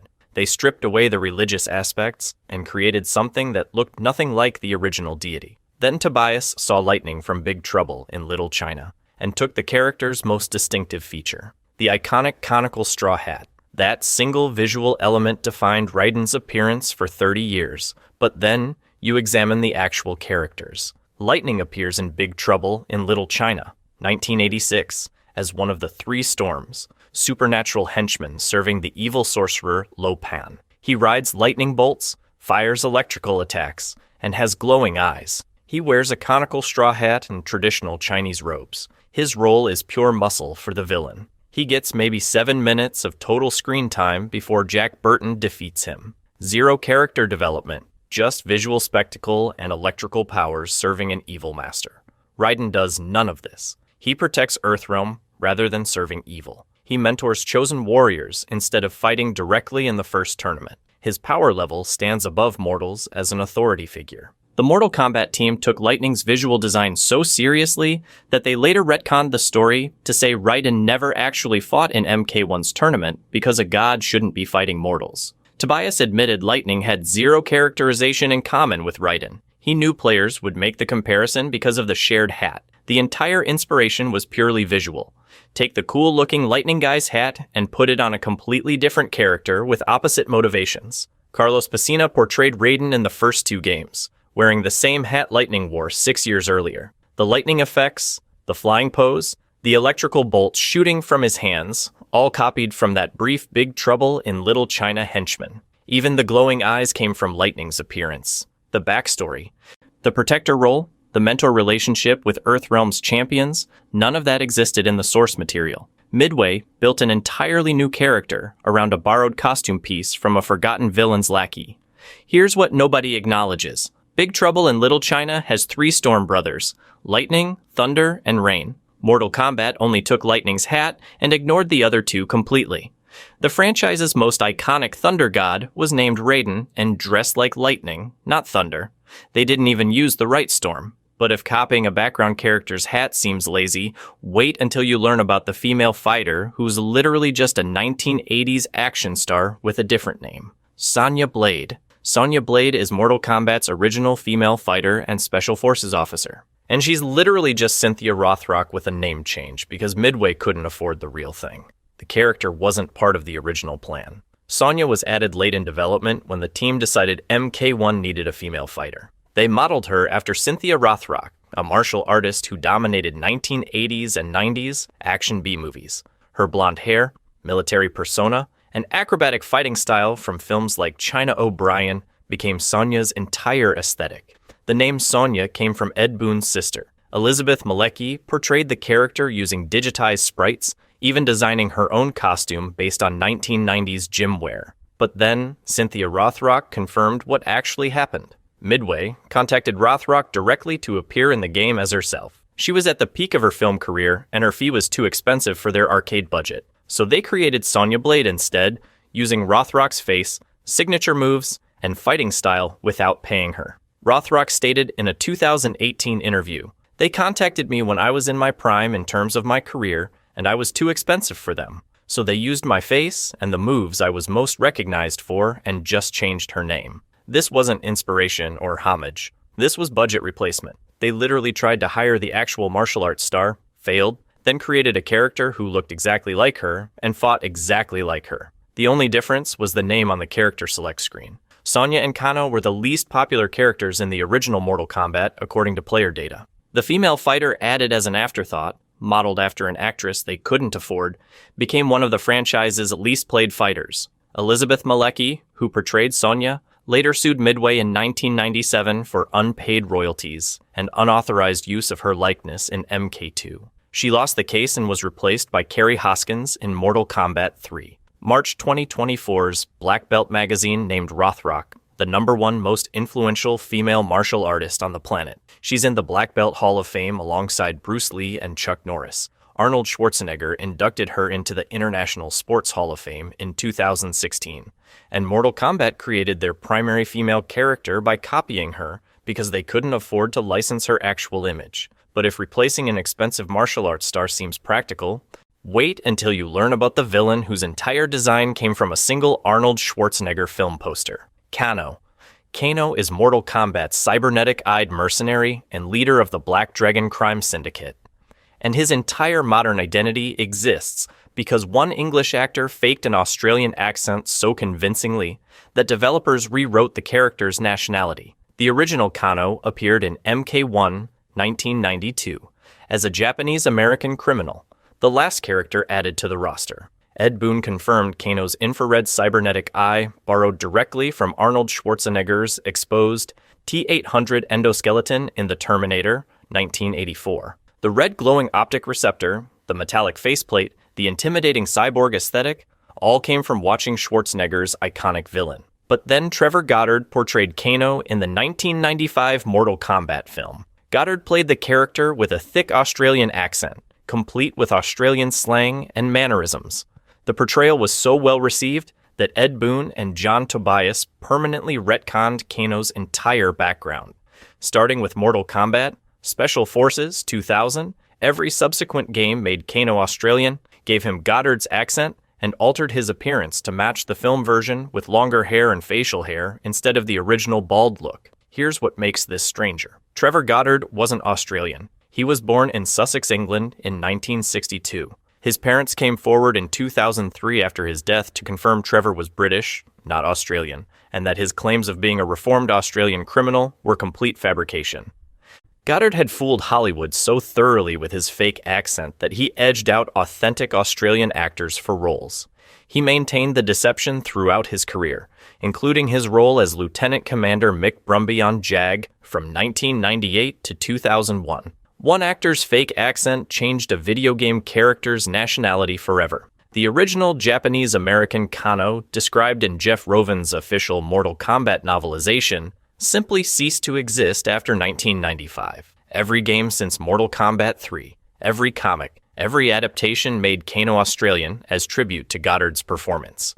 When Goddard died in 2003 from an accidental drug overdose at age 40, NetherRealm continued honoring his portrayal. The character's visual evolution followed the same pattern. The original Kano had Richard DeVizio's bald or receding hairline. Film Kano had Goddard's full head of hair, muscular physique, and gruff presence. Modern Kano sports black dragon tattoos, appears shirtless with bandolier, and speaks with the Australian slang Goddard invented for the role. Australian actor Josh Lawson played Kano in the 2021 reboot and upcoming Mortal Kombat 2, cementing the retcon. The Terminator connection came full circle in Mortal Kombat 11 when the actual T-800 appeared as DLC. During character interactions, the Terminator asks Kano if he's also a Terminator due to his exposed metallic face and red eye, the inspiration acknowledging its descendant. Sub-Zero is one of the most iconic characters in all of fighting games. Over 30 years of lore, 2 brothers, multiple transformations, and an identity that's been stolen, corrupted, and reborn more times than any character deserves. Today, I'm breaking down the entire timeline of Sub-Zero from beginning to end. And it all starts with the man who wore the mask first and lost it the fastest. Bai Yi Shan, the original Sub-Zero. Here's something most people don't think about. The character who launched one of the most legendary legacies in fighting game history was dead after one game. Bi-Han debuted in the original 1992 Mortal Kombat as a cold, ruthless assassin serving the Lin Kuei clan, and from the moment players selected him, he felt different. His signature freeze move could stop an opponent mid-attack, locking them in place while you punished them for free. Nobody else on the roster played like that. He wasn't just a ninja with a color swap. He was mechanically unique in a game where most characters shared the same basic toolkit. But what made Bi-Han truly special wasn't his moveset. It was his identity. He was designed as the polar opposite of Scorpion. Where Scorpion burned with vengeance and fury, Bi-Han felt nothing. Zero remorse, zero hesitation. He killed because the Lin Kuei told him to kill, and that was enough. No tragic backstory driving him forward. No moral crisis weighing him down. Just a professional doing professional work. And that's exactly what made his impact so massive. In a single game, Bi-Han established the entire Sub-Zero archetype. The ice powers, the blue palette, the masked assassin identity, the rivalry with Scorpion. Every single element that would define this character for the next 3 decades came from a man who didn't even survive to see the sequel. Fans still argue to this day whether that original cold-blooded killer concept was the purest version of Sub-Zero, the one that got it right before anyone tried to soften it. But whether you prefer the emotionless assassin or the hero that came after, one thing is undeniable. Bi-Han built the foundation, and then the franchise killed him for it. The death of Bi-Han and birth of Noob Saibot. One murder changed everything. Not just for Bi-Han, not just for Scorpion, but for the entire Mortal Kombat franchise. When Scorpion killed Bi-Han during the original tournament, it wasn't just revenge, it was the first domino in a 30-year narrative avalanche that's still going. Here's what happened. Scorpion, burning with rage over the death of his family, hunted Bi-Han down during the tournament and killed him in cold blood. Direct, brutal, final. But death in Mortal Kombat is never really final. Bi-Han's corpse was dragged into the NetherRealm, where the darkest magic in existence began working on, corrupting him, reshaping him, erasing everything he was. The NetherRealm didn't just resurrect Bi-Han, it inverted him. His cryomancer powers, the ice ability abilities that defined him were completely stripped away and replaced with shadow-based attacks and portal manipulation. Think about that for a second. He went from cold to dark, from ice to shadow, from Sub-Zero to something with zero humanity left. That something was Noob Saibot. Now, quick fun fact before we get back to the heavy stuff. Noob Saibot is literally just Boone and Tobias spelled backwards, a reference to creators Ed Boon and John Tobias. He first showed up as a hidden, unplayable character in Mortal Kombat 2 back in 1993. Whether that name is clever fan service or a lore-breaking Easter egg depends entirely on who you ask, but either way, it stuck. Here's where it gets philosophical though. Is Noob Saibot actually Bihan, or is Bihan gone entirely, replaced by something wearing his corpse? The Netherrealm didn't just change his powers, it stripped his identity, his loyalties, his humanity. Some fans argue there's still a fragment of the original Sub-Zero buried in there. Others say the Bihan who served the Lin Kuei died on that tournament floor and never came back. There's no clean answer, and honestly, that ambiguity is what makes the character so compelling. But here's the thing that matters most. Without this single death, Kuai Liang never inherits the Sub-Zero title. Noob Saibot never exists. The franchise's most complex character arc never begins. Every single thing that follows traces back to Scorpion's blade. And speaking of what follows, Bihan's younger brother wasn't about to let the Sub-Zero name die with him. Gakuai's I Lianqin and corrects. Mortal Kombat 2 drops in 1993, and there's a new Sub-Zero on the character select screen. Same mask, same ice powers, same clan. But this is not the same person. This is Kuai Liang, Bihan's younger brother, and the guy who would go on to become the Sub-Zero that 90% of fans actually grew up. Here's the thing about Kuai Liang. He inherited everything from his brother. The title, the Cryomancer abilities, the Lin Kuei expectations. But he didn't inherit the blind obedience. And that one difference changed literally everything. Bihan was a weapon. Point him at a target, he kills it. No questions asked. Kuai Liang looked at that same system and said no. Not eventually. Not after some long soul-searching arc across 5 games. Almost immediately. By Mortal Kombat 3, just 2 years later, this guy had already broken from assassin tradition entirely. While the Lin Kuei wanted him running contracts and serving criminal interests, Kuai Liang was actively fighting alongside Earthrealm's defenders against Shao Kahn's outworld invasion. Think about how fast that shift happened. He goes from inheriting his dead brother's assassin mantle to becoming a reluctant hero in the span of 1 game. Same starting point as Bihan, same powers, same training, same clan, completely different soul, and that's not an accident. His defining trait was never his ice abilities or his combat skill. It was refusal. Refusal to be a puppet. Refusal to let the Lin Kuei dictate his moral code. Refusal to become another version of his brother. Every major decision Kuai Liang makes from this point forward comes back to that single characteristic, and it's what separates him from every other ninja in the franchise. Now, fans love this version of Sub-Zero. He's the definitive one for most people, but there's always been a quiet debate in the community about whether Kuai Liang's arc sanitized the character. Bihan was genuinely dangerous, cold, ruthless, unpredictable. Kuai Liang turned Sub-Zero into something closer to a conventional hero, and some longtime players feel like something got lost in that transition. It's a debate that's never fully settled, but whether you prefer the assassin or the hero, one thing is certain. Kuai Liang's refusal to be controlled was about to be tested in the worst possible way, because the Lin Kuei had plans for him that would strip away everything, including his humanity. The Cyber Initiative, your own clan, not an enemy, not a demon from the Netherrealm, not some interdimensional warlord. Your own people decided you were a problem, and their solution was to cut you open and replace you with machine parts. The Lin Kuei Grandmaster launched what he called the Cyber Initiative, a mandatory cybernetic assimilation program designed to convert living assassins into obedient machine warriors. The logic was cold and clinical. Emotions create weakness. Free will creates disobedience, and Kuai Liang's growing heroism made him the biggest liability in the entire clan. So they strapped him down and took roughly 60% of his organic body away. Bones replaced with alloy. Muscle replaced with hydraulics. Identity replaced with programming. And here's the thing. The conversion didn't just swap out flesh for metal. It attempted to preserve his cryomancer abilities within a technological framework, meaning the ice power survived, but everything behind them Liang didn't. The spiritual discipline, the martial philosophy, the decades of Lin Kuei training that gave those abilities meaning and depth, all of it was stripped clean. What remained was a weapon that could freeze things. Ice powers without the soul behind them. A shell wearing Sub-Zero's face that had zero connection to the man who earned that name. Cyber Sub-Zero appeared as a playable and story-central character in Mortal Kombat 9, and the narrative didn't sugarcoat what happened. This wasn't a power-up. This wasn't an evolution. This was a man who dared to become a hero, being punished for it by the people who raised him. The Lin Kuei looked at Kuai Liang's growing conscience and decided the fix was to remove the conscience entirely. But here's where it gets interesting. The fans agreed with the tragedy, not in a "this is compelling storytelling" way, but in a "we actively dislike this version of the character" way. Cyber Sub-Zero is broadly viewed as Kuai Liang's absolute lowest point, visually less compelling than his human form, narratively regressive because it undid his agency and identity in a single procedure. The character was conspicuously absent from promotional materials in later games, which tells you everything about how even the developers eventually read the room. And that's what makes this era so fascinating. It's the franchise asking the question out loud. What happens when you remove everything that makes Kuai Liang who he is? The answer wasn't a stronger warrior, it was a tragedy. A hollow machine wearing a dead man's powers. But if forced conversion into a cyborg sounds like rock bottom, Kuai Liang wasn't done suffering, not even close. Revenant Sub-Zero. Let's count the ways the universe has destroyed Kuai Liang. Forced into the Lin Kuei as a child, forced into a machine against his will, and now forced into undeath by a sorcerer who collects souls like trophies. This is the darkest chapter in Sub-Zero's story, and it's not even close. During the events of Mortal Kombat 9, in the midst of the Outworld invasion, Kuai Liang was killed by Sindel. That alone would be tragic enough. A warrior who fought relentlessly for Earthrealm, cut down during a battle he never should have lost. But death wasn't the end. It was the beginning of something far worse. Quan Chi, the Netherrealm sorcerer, claimed Kuai Liang's soul and resurrected him as a revenant, an undead warrior ripped from whatever peace death might have offered, and bound to serve the Netherrealm's will. Not asked, not volunteered, enslaved. The same sorcerer who had been manipulating Scorpion, who had been pulling strings behind nearly every tragedy in the franchise, now had Sub-Zero on a leash. Let that sink in for a second. Kuai Liang didn't just get ambushed by an Outworld warrior. He got his soul stolen by a man who turns the dead into weapons. And by the time Mortal Kombat X picks up roughly 25 years later, Kuai Liang has spent decades as a revenant, serving forces that stand against everything he ever fought for. As a revenant, Kuai Liang's cryomancer abilities remained intact, but became corrupted with necrotic energy. His ice magic, once clean and precise, now carried a death-infused spectral quality. Darkened, twisted, wrong. His physical appearance matched the corruption, skeletal features, and ethereal glow, tattered remnants of the warrior he used to be. He looked nothing like Sub-Zero, because he wasn't Sub-Zero anymore. He was a tool, and that's the part that cuts deepest. As a revenant, Kuai Liang had zero agency, no will, no identity, no choice. Just servitude to a sorcerer who saw him as nothing more than a useful corpse. This is the third time someone forcibly transformed him into something he never chose to be. And unlike the Lin Kuei's cyber initiative, there was no body left to reclaim. Just a soul in chains. The fan reaction was visceral. Seeing Sub-Zero, one of the franchise's most iconic heroes, reduced to a mindless servant of the Netherrealm, hit hard, especially because it wasn't just him. Quan Chi claimed multiple Earthrealm warriors the same way, but something about seeing Kuai Liang corrupted after everything he'd already survived felt uniquely cruel. The debate still rages about whether this was bold, earned storytelling that showed the cost of war, or just grimdark excess that piled suffering onto a character who'd already had enough. Honestly, both sides have a point, but regardless of where you land on that argument, the emotional reality is undeniable. Kuai Liang gave everything for Earthrealm and got his soul stolen as a reward. But if you think this is where his story ends, buried under betrayal and undeath, you clearly don't know Kuai Liang, because what he does next doesn't just redeem. It redefines the entire Lin Kuei, Grandmaster of the Lin Kuei. For the first time in his entire existence, Kuai Liang wasn't surviving, he was building. After clawing his way back from the Revenant nightmare and reclaiming his own mind, Kuai Liang did something nobody expected. He didn't just return to the Lin Kuei, he took it over. And then he burned its entire legacy to the ground and rebuilt it from scratch. Let me explain what that actually means. The Lin Kuei had operated operated as a criminal assassination syndicate for generations. Decades of contract kills, forced cybernetic conversions, selling their warriors' bodies and souls to the highest bidder. This was an institution built on blood money and obedience. And Kuai Liang walked in, assumed the title of Grandmaster, and dismantled every single one of those operations. No more assassination contracts, no more selling loyalty. The Lin Kuei would be an honorable martial arts institution focused on discipline, mentorship, and protecting Earthrealm, period. This was historic, literally the first time in the entire franchise that the Lin Kuei operated under a protagonist's moral authority. Every previous leader had been corrupt, power-hungry, or outright villainous. Kuai Liang implemented new ethical codes for membership, restructured training around philosophy and self-mastery rather than killing efficiency, and personally mentored younger fighters under the reform system. And here's the full circle moment that makes this land so hard. His brother Bihan served a corrupt Lin Kuei without question. He was their weapon, their obedient killer. Kuai Liang didn't just refuse to serve the corruption. He led the entire clan away from it. Where Bihan was controlled by the system, Kuai Liang became the system, and he made it something worth following. That's not just character growth. That's a complete identity inversion across 2 generations of the same bloodline. But here's where it gets complicated. Not everyone bought in. Frost, one of Kuai Liang's most promising students, became the crack in the foundation. She was talented, ambitious, and absolutely convinced she deserved more than the reformed Lin Kuei was offering. Her insubordination wasn't just teenage rebellion. It raised a genuinely uncomfortable question. Could the Lin Kuei actually sustain this transformation? Or were the old patterns of control, defection, and power hunger too deeply embedded in the clan's DNA to ever truly purge? Frost eventually betrayed Kuai Liang entirely, proving that reforming an institution doesn't mean reforming every person inside it. The culture of the old Lin Kuei still lived in her ambition, her entitlement, her willingness to burn everything down for personal power. She was a living reminder that the clan's brutal history doesn't just disappear because the guy at the top changed the rules. Fans largely viewed this era as Kuai Liang's earned redemptive endpoint. The assassin who became a slave, who became a machine, who became a corpse, was now a leader, a teacher, and a force for genuine good. Some felt the transformation happened too cleanly, that decades of institutional evil shouldn't resolve through one man's willpower alone. And that's a fair criticism. But the Frost subplot added exactly the kind of texture that kept it from feeling like a fairy tale. For the first time, Kuai Liang had power over his own story, but power and mastery are 2 very different things. The Titan era. For the first time in his entire existence, Kuai Liang had nothing holding him back. Let that sink in. Every single era before this one came with an asterisk. He was an assassin under orders. He was a cyborg stripped of his humanity. He was a revenant enslaved by the god he fought to protect. He was a grandmaster still cleaning up the Lin Kuei's centuries of corruption. There was always something chaining him down, always some force trying to erase who he actually was. But in Mortal Kombat 11's timeline, those chains were finally gone. This version of Kuai Liang operated at absolute full capacity. His cryomancer abilities reached levels the franchise had never shown before. We're talking absolute zero attacks, full environmental ice manipulation, the ability to reshape entire battlefields into frozen wastelands with sheer willpower. Every technique his lineage had passed down for generations he mastered. Every limitation previous versions struggled with, he overcame. This wasn't a fighter surviving his circumstances. This was a fighter thriving beyond them, and his power wasn't just martial. That's what made this era different from everything before it. Kuai Liang simultaneously held every role the franchise had ever given him, and then some. He was still a warrior on the front lines. He was still the grandmaster of a reformed Lin Kuei, but now he was also a mentor to younger fighters coming up through the ranks, and a diplomatic liaison between Earthrealm's defenders and the mystical realms that had spent decades trying to destroy it. No previous version of Sub-Zero held all of those roles at the same time. Not one. Here's the thing. The Titan era wasn't just a power upgrade. It was the emotional payoff for every dark chapter that came before it. The boy who was forced to kill became the man who chose to protect. The assassin who refused orders became the leader who wrote new ones. The hero who kept getting his identity stripped away over and over and over finally stood as a complete, liberated person operating at full spiritual and martial capacity. Unowned by anyone. Fans recognized it immediately. This was the definitive Kuai Liang, the version where everything clicked, the sweet spot. Now, some players raised a fair point. When your protagonist reaches god-tier power levels, where do the stakes go? If Kuai Liang can freeze entire environments and outclass most of the roster, what's left to challenge him? It's a valid tension. Peak power can sometimes mean reduced drama, but honestly, after watching this character tortured, converted, killed, enslaved, and betrayed across 30 years of canon, most of the community felt he earned this. Every bit of it. The man deserved to stand at the top without someone trying to tear him back down. And that contrast is the entire point of his story. From a Lin Kuei enforcer following orders he didn't believe in, to the most powerful and complete version of himself, answering to nobody. It was the perfect ending to his arc, which is exactly why what came next hit so hard. Because the new era didn't just reset the timeline, it brought back the one person Kuai Liang never expected to face again, his brother. New era, Bi-Han's return. Let me put this in perspective. Bi-Han, the original Sub-Zero, the character who started everything back in 1992, was dead. Not missing from a few games dead, not mentioned in a flashback dead, gone. For 31 years of real-world time, and over 17 years of in-game canon, Bi-Han existed only as a corrupted wraith or a name in someone else's backstory. He was a footnote in his own legacy. Then Mortal Kombat 1 dropped in 2023, and NetherRealm said something nobody expected. We're bringing him back, for real this time. And they didn't just bring him back as a cameo or a nostalgia grab. The new era Bi-Han is a fully realized character with genuine moral complexity, independent motivations, and an actual arc. He's not blindly serving the Lin Kuei. He's not a puppet for Outworld. He's carving his own path, making his own choices, operating with the kind of agency he never had in the original timeline. The cold, one-dimensional assassin from 1992, gone, replaced by someone you actually have to think about. Here's where it gets complicated. For 3 decades, Kuai Liang owned the Sub-Zero identity. He earned it. He fought for it. He transformed it from an assassin's codename into a symbol of redemption and leadership. Every iconic Sub-Zero moment from MK2 onward belonged to the younger brother. Bi-Han was Noob Saibot. Bi-Han was the dead guy. Bi-Han was the cautionary tale that made Kuai Liang's journey meaningful. And now suddenly, the franchise looked at that 30-year narrative imbalance and said, actually, let's try again. For the first time in Mortal Kombat history, both brothers stand on equal narrative footing. Not one as the hero and the other as a shadow. Not one carrying the mantle while the other rots in the NetherRealm. 2 fully developed characters, both with legitimate claims to the Sub-Zero name, both demanding the audience's attention. The fan response was exactly what you'd expect. Electric, and completely split down the middle. One camp celebrated. Finally, Bi-Han gets the treatment he deserved from the start. Finally, the original Sub-Zero is more than a stepping stone for his brother's story. The character who launched an entire franchise archetype gets to actually exist as a person rather than a corpse. The other camp pushed back hard. Kuai Liang spent decades earning his place as the definitive Sub-Zero. Every sacrifice, every transformation, every moment of growth built toward his legacy. Resurrecting Bi-Han and giving him equal standing doesn't just add a character. It potentially undermines everything Kuai Liang fought for. And honestly, both sides have a point. That tension is exactly what makes the new era so fascinating. The question that the original timeline answered definitively back in 1993, which Brother Ai's Sub-Zero, got deliberately reopened. NetherRealm looked at their oldest narrative decision and chose to make it a question again. Which brother defines the legacy going forward? Which one earns the mantle this time around? Nobody knows. And that uncertainty has fueled more debate than almost any other storyline in recent franchise history. But Bi-Han's return was only half the equation. Because while the older brother was reclaiming his identity, Kuai Liang was about to do something even more radical than inheriting a title. He was going to build something entirely new. New? Iare, the founding of the Shirai Ryu. Think about everything everything that's been done to this man. The Lin Kuei took a child and turned him into a killer. The Cyber Initiative took a warrior and turned him into a machine. Quan Chi took a hero and turned him into a puppet. Then that same sorcerer turned a defender into a revenant. Every single era of Kuai Liang's life was defined by someone else deciding what he would become. Someone else's agenda, someone else's vision, someone else's war. And then he did something nobody expected. He stopped fighting for other people's institutions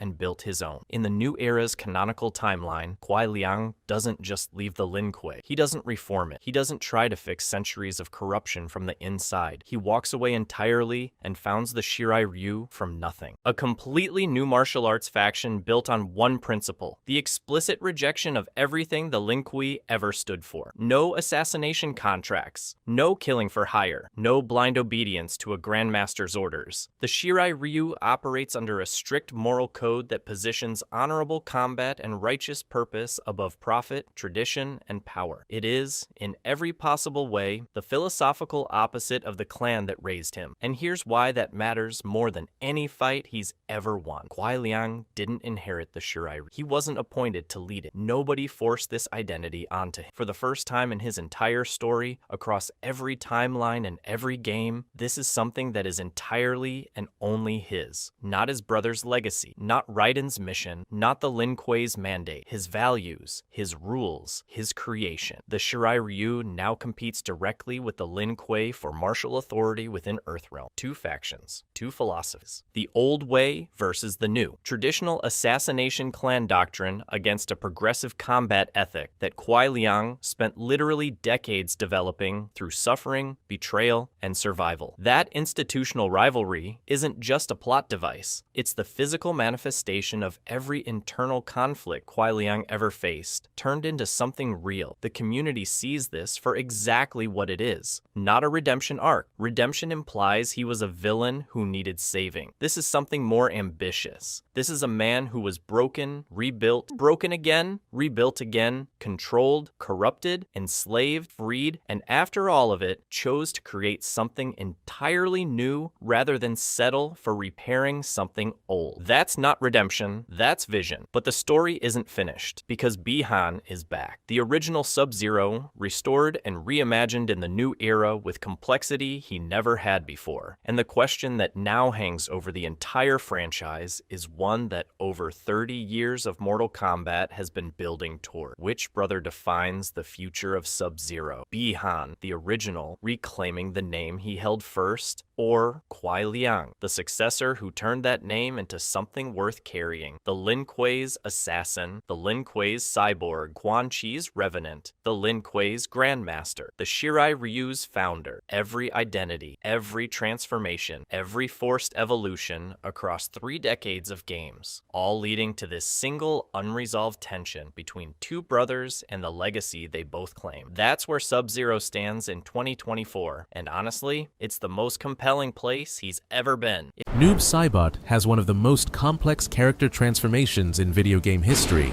evolving from an Easter egg to a central antagonist with insane lore. So today, I'm going to break down his entire lore. Starting with the origins, Noob Saibot was originally created as a secret character in Mortal Kombat 2. As a palette-swapped version of Scorpion in all black, he was unlockable only after achieving 50 consecutive versus mode wins, a grueling challenge that added to his mystique and made him one of gaming's most difficult secret characters to discover.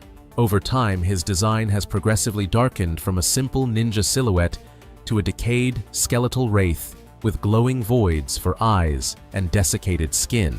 But all this leaves us with a question: where does his story start in lore? Bi-Han's story begins in the classic era as the Elder Sub-Zero, a cryomancer from the ancient Lin Kuei clan of assassins, known for his ruthless efficiency and complete lack of compassion. In Mortal Kombat mythologies, Sub-Zero, a prequel adventure game, he's depicted as pragmatic and morally flexible, hired by the sorcerer Quan Chi to retrieve Shinnok's amulet from the Temple of Elements in exchange for payment. This quest exposes him to corrupting influences, including battles against elemental gods and direct contact with Netherrealm energy that begins to darken his soul, setting the stage for his eventual downfall. Cold and remorseless throughout this mission, he aids Quan Chi in stealing the amulet, unknowingly corrupting his soul through the transaction and establishing his relationship with dark magic that would later enable his resurrection. In the first Mortal Kombat tournament, Bi-Han enters as an assassin tasked with killing Shang Tsung, but meets his end at Scorpion's vengeful hands. Revenge for Bi-Han's role in massacring the Shirai Ryu clan and Scorpion's family, later revealed as Quan Chi's manipulation to earn eternal enmity between the warriors. Death sends him to the Netherrealm, where Quan Chi resurrects him as Noob Saibot, purging remnants of his humanity and amplifying his darkness while binding him to serve Shinnok and the Brotherhood of Shadow. As a wraith free of compassion and moral constraints, Noob gains shadow-based powers, becoming a spy and enforcer for Netherrealm interests. He spies on realms for Shinnok in Mortal Kombat 2 as a secret character and becomes playable in Ultimate Mortal Kombat 3, wielding shadow portals and teleportation abilities.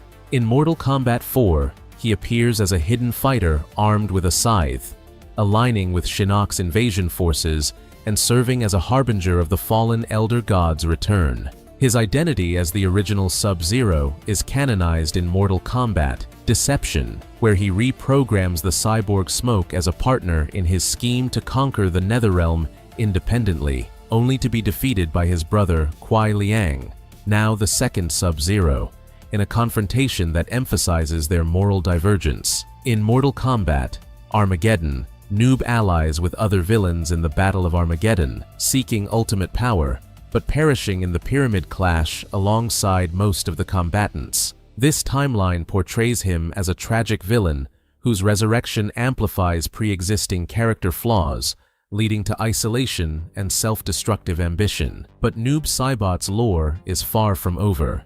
The 2011 reboot, Mortal Kombat 9, resets the timeline via Raiden's time-altering message to his past self, but Bi-Han's core arc persists with significant refinements that explore themes of fate versus free will. As Elder Sub-Zero, he participates in the tournament alongside other Earthrealm warriors, temporarily allying with heroes before Scorpion kills him, despite Raiden's desperate pleas for mercy and attempts to prevent the cycle of vengeance. Quan Chi resurrects him as Noob Saibot mid-story, corrupting him further and stripping away any remaining vestiges of his humanity to create a perfect Wraith servant.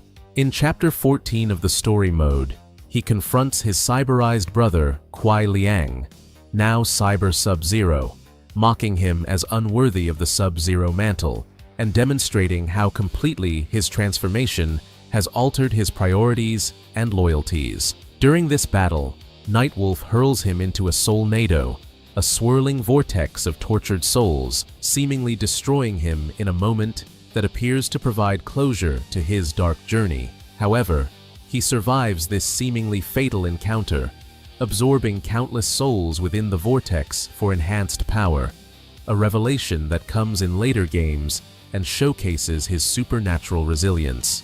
In Mortal Kombat X, Noob is referenced but remains absent from the main story, with dialogue exchanges implying his lingering threat as Kuai Liang mentions hopes of freeing his brother from Quan Chi's control following the sorcerer's death. He returns fully in Mortal Kombat 11, sporting a redesigned skeletal aesthetic complete with a hood and wielding a curved sickle that reflects his evolution into a more traditional death figure.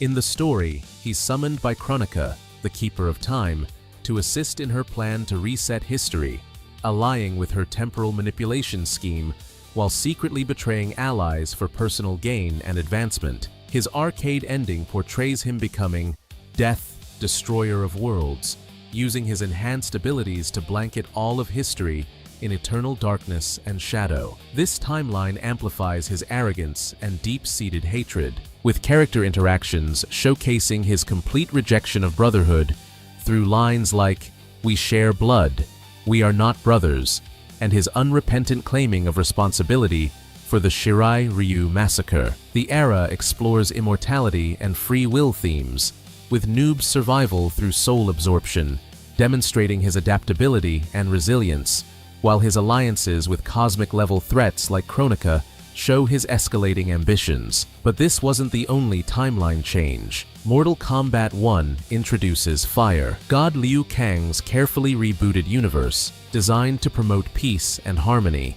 But Chaos intervenes dramatically in the Chaos Reigns expansion, fundamentally altering established character dynamics. Bi-Han begins this timeline as the Lin Kuei Grandmaster, portrayed as a flawed anti-hero driven by ambition, who demonstrates his ruthless nature by allowing his father to die in order to seize clan leadership, and later betraying Earthrealm's interests for promises of power from Titan Shang Tsung and the Chaos God Havok.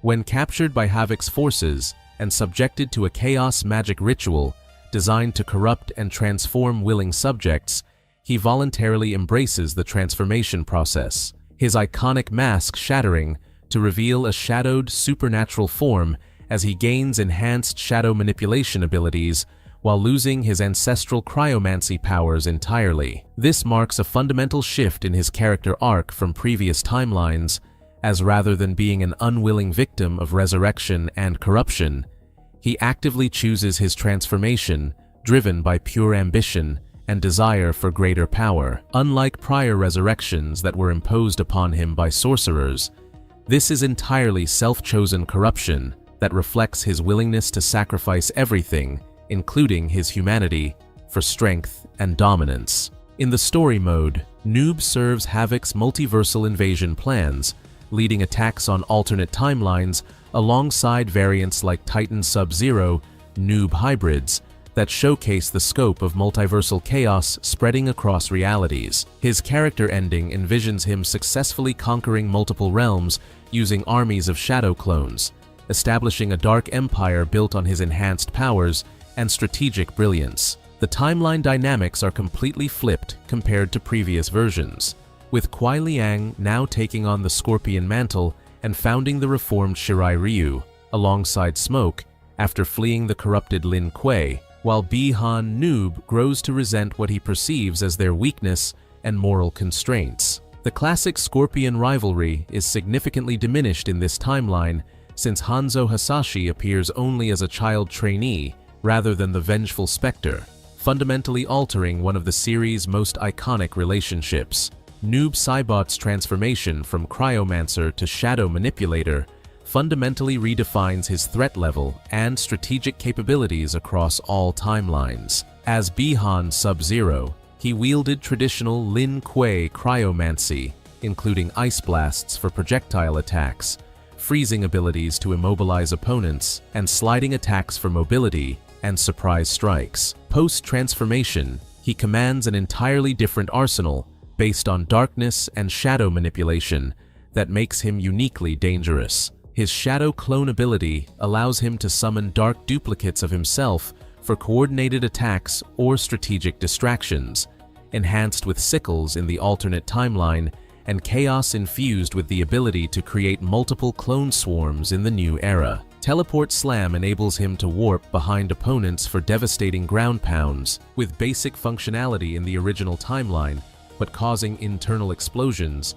and more complex portal-based mechanics in later iterations. His Ghost Ball serves as a disabling projectile that prevents opponents from blocking attacks, evolved into Shadow Shurikens in later games, with some versions capable of absorbing enemy energy to strengthen his own abilities. Darkness. Manipulation grants him invisibility for stealth approaches and power absorption capabilities, significantly enhanced after his survival of the Solnado incident, where he absorbed countless souls, with some endings showing him capable of full realm domination through these absorbed energies. Weapon mastery varies across timelines, but includes scythes and sickles for extended melee reach, a warhammer in the original timeline enhanced by Quan Chi's magic, and ritual-enhanced weapons in the new era that channel chaos energy. His possession ability, rare but featured in certain fatalities, allows him to enter opponents' bodies to cause damage from within,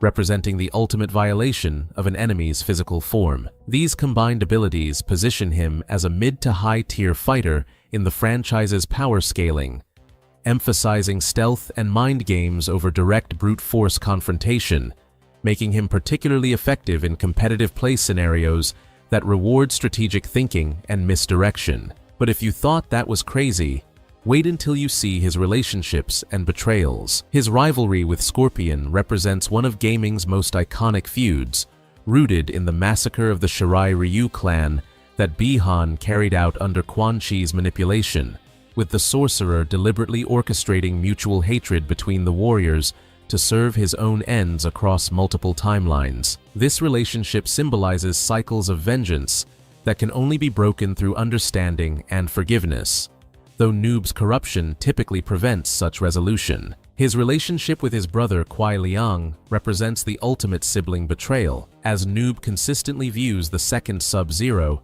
as inferior for embodying the honor and moral principles that Bi-Han abandoned in life and death. Kuai Liang's attempts to redeem his brother's soul create ongoing tension, with Noob seeing these efforts as weakness, while Kuai seeks to restore the family bond that corruption destroyed. Alliances with major villains like Quan Chi and Shinnok begin as master-servant relationships, but evolve into rivalry as Noob schemes for independent control of the Netherrealm, showing how his ambition ultimately makes him unreliable even to fellow evil forces. His partnership with Smoke in Deception demonstrates his willingness to use and discard allies, reprogramming the cyborg for his own schemes before abandoning him when convenient. In the new era, his relationship with Havoc represents a more equal partnership in chaos, with both characters sharing goals of disrupting established order, though Noob's ultimate loyalty remains only to himself. Temporary alliances with cosmic threats like Chronica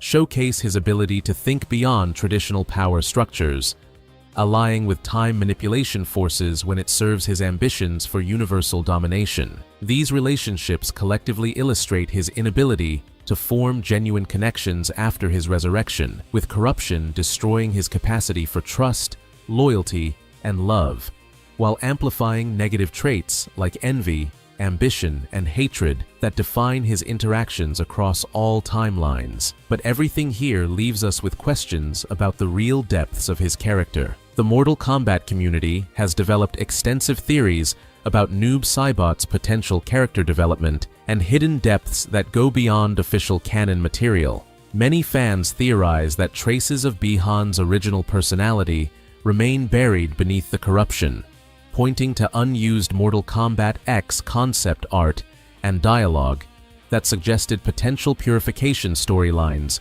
where Kuai Liang could restore his brother's humanity through persistent effort and familial love. Alternative theories connect him to elder gods through his cryomancer heritage, suggesting that his Lin Kuei bloodline grants him resistance to complete corruption that could enable eventual redemption arcs in future installments. Community analysis of his interactions across games reveals subtle hints of internal conflict, particularly in mirror match dialogue and pre-fight banter, that some interpret as evidence of remaining humanity struggling against supernatural corruption. With Mortal Kombat 1's established multiverse mechanics, fan speculation for potential 2025 downloadable content includes exploration of Titan Noob variants from alternate realities where different choices led to different outcomes, possibly including timelines where he avoided corruption entirely or found redemption through different circumstances.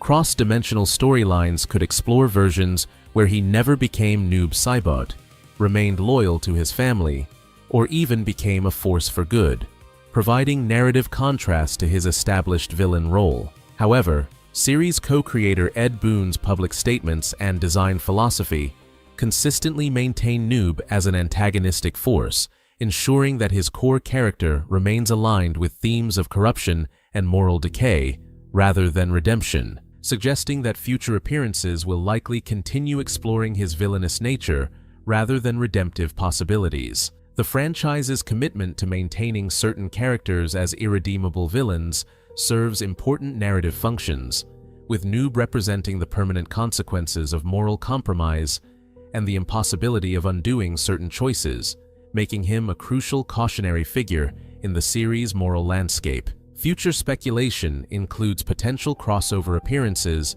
expanded multiverse roles, and deeper exploration of his shadow-based abilities. But canonical evidence strongly suggests his continued role as a complex antagonist rather than an anti-hero or redeemed character, preserving the tragic nature of his transformation while maintaining his function as a representation of corruption's permanent cost. The Mortal Kombat franchise built its early characters on 12 different ninja palette swaps, starting with simple color changes that became the most iconic characters in fighting game history, from ancient clans and cyborg conversions to interdimensional shapeshifters. Today, I'm explaining the origin story behind every single Mortal Kombat ninja recolor and how they evolved, starting with the most iconic. Scorpion. Scorpion, whose real name is Hanzo Hasashi, originated as the first playable ninja in Mortal Kombat, designed as a yellow palette swap of the base ninja sprite to represent a vengeful specter from the Shirai Ryu clan. His yellow color was chosen to mock the Lin Kuei's blue uniforms, symbolizing cowardice in early lore concepts inspired by real ninja history from Japan's Iga Ryu clan. In the game's storyline, Hanzo was a skilled warrior whose clan was massacred by the rival Lin Kuei, leading to his death and resurrection as a hellfire-wielding wraith by the sorcerer Quan Chi, who manipulated him into seeking revenge against Sub-Zero. This origin established the iconic rivalry that drives much of the series' narrative across multiple timelines, with his character evolving in reboots like Mortal Kombat, where he was reimagined as a more honorable figure allying with Earthrealm defenders. In Mortal Kombat 1, he becomes Kuai Liang in a new timeline, recreating the Shirai Ryu after fleeing the Lin Kuei. His toasty introduction by Dan Forden became a cultural hallmark, appearing in every mainline game since his debut, but the lore only gets crazier from here. Sub-Zero.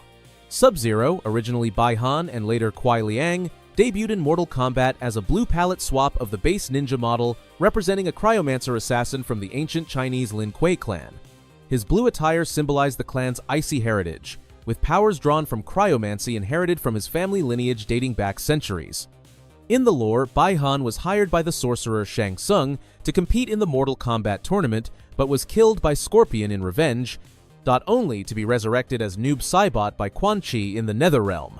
The younger brother Kuai Liang then assumed the mantle in Mortal Kombat 2, reforming the Lin Kuei to oppose cybernetic conversion and allying with Earthrealm heroes against Outworld threats.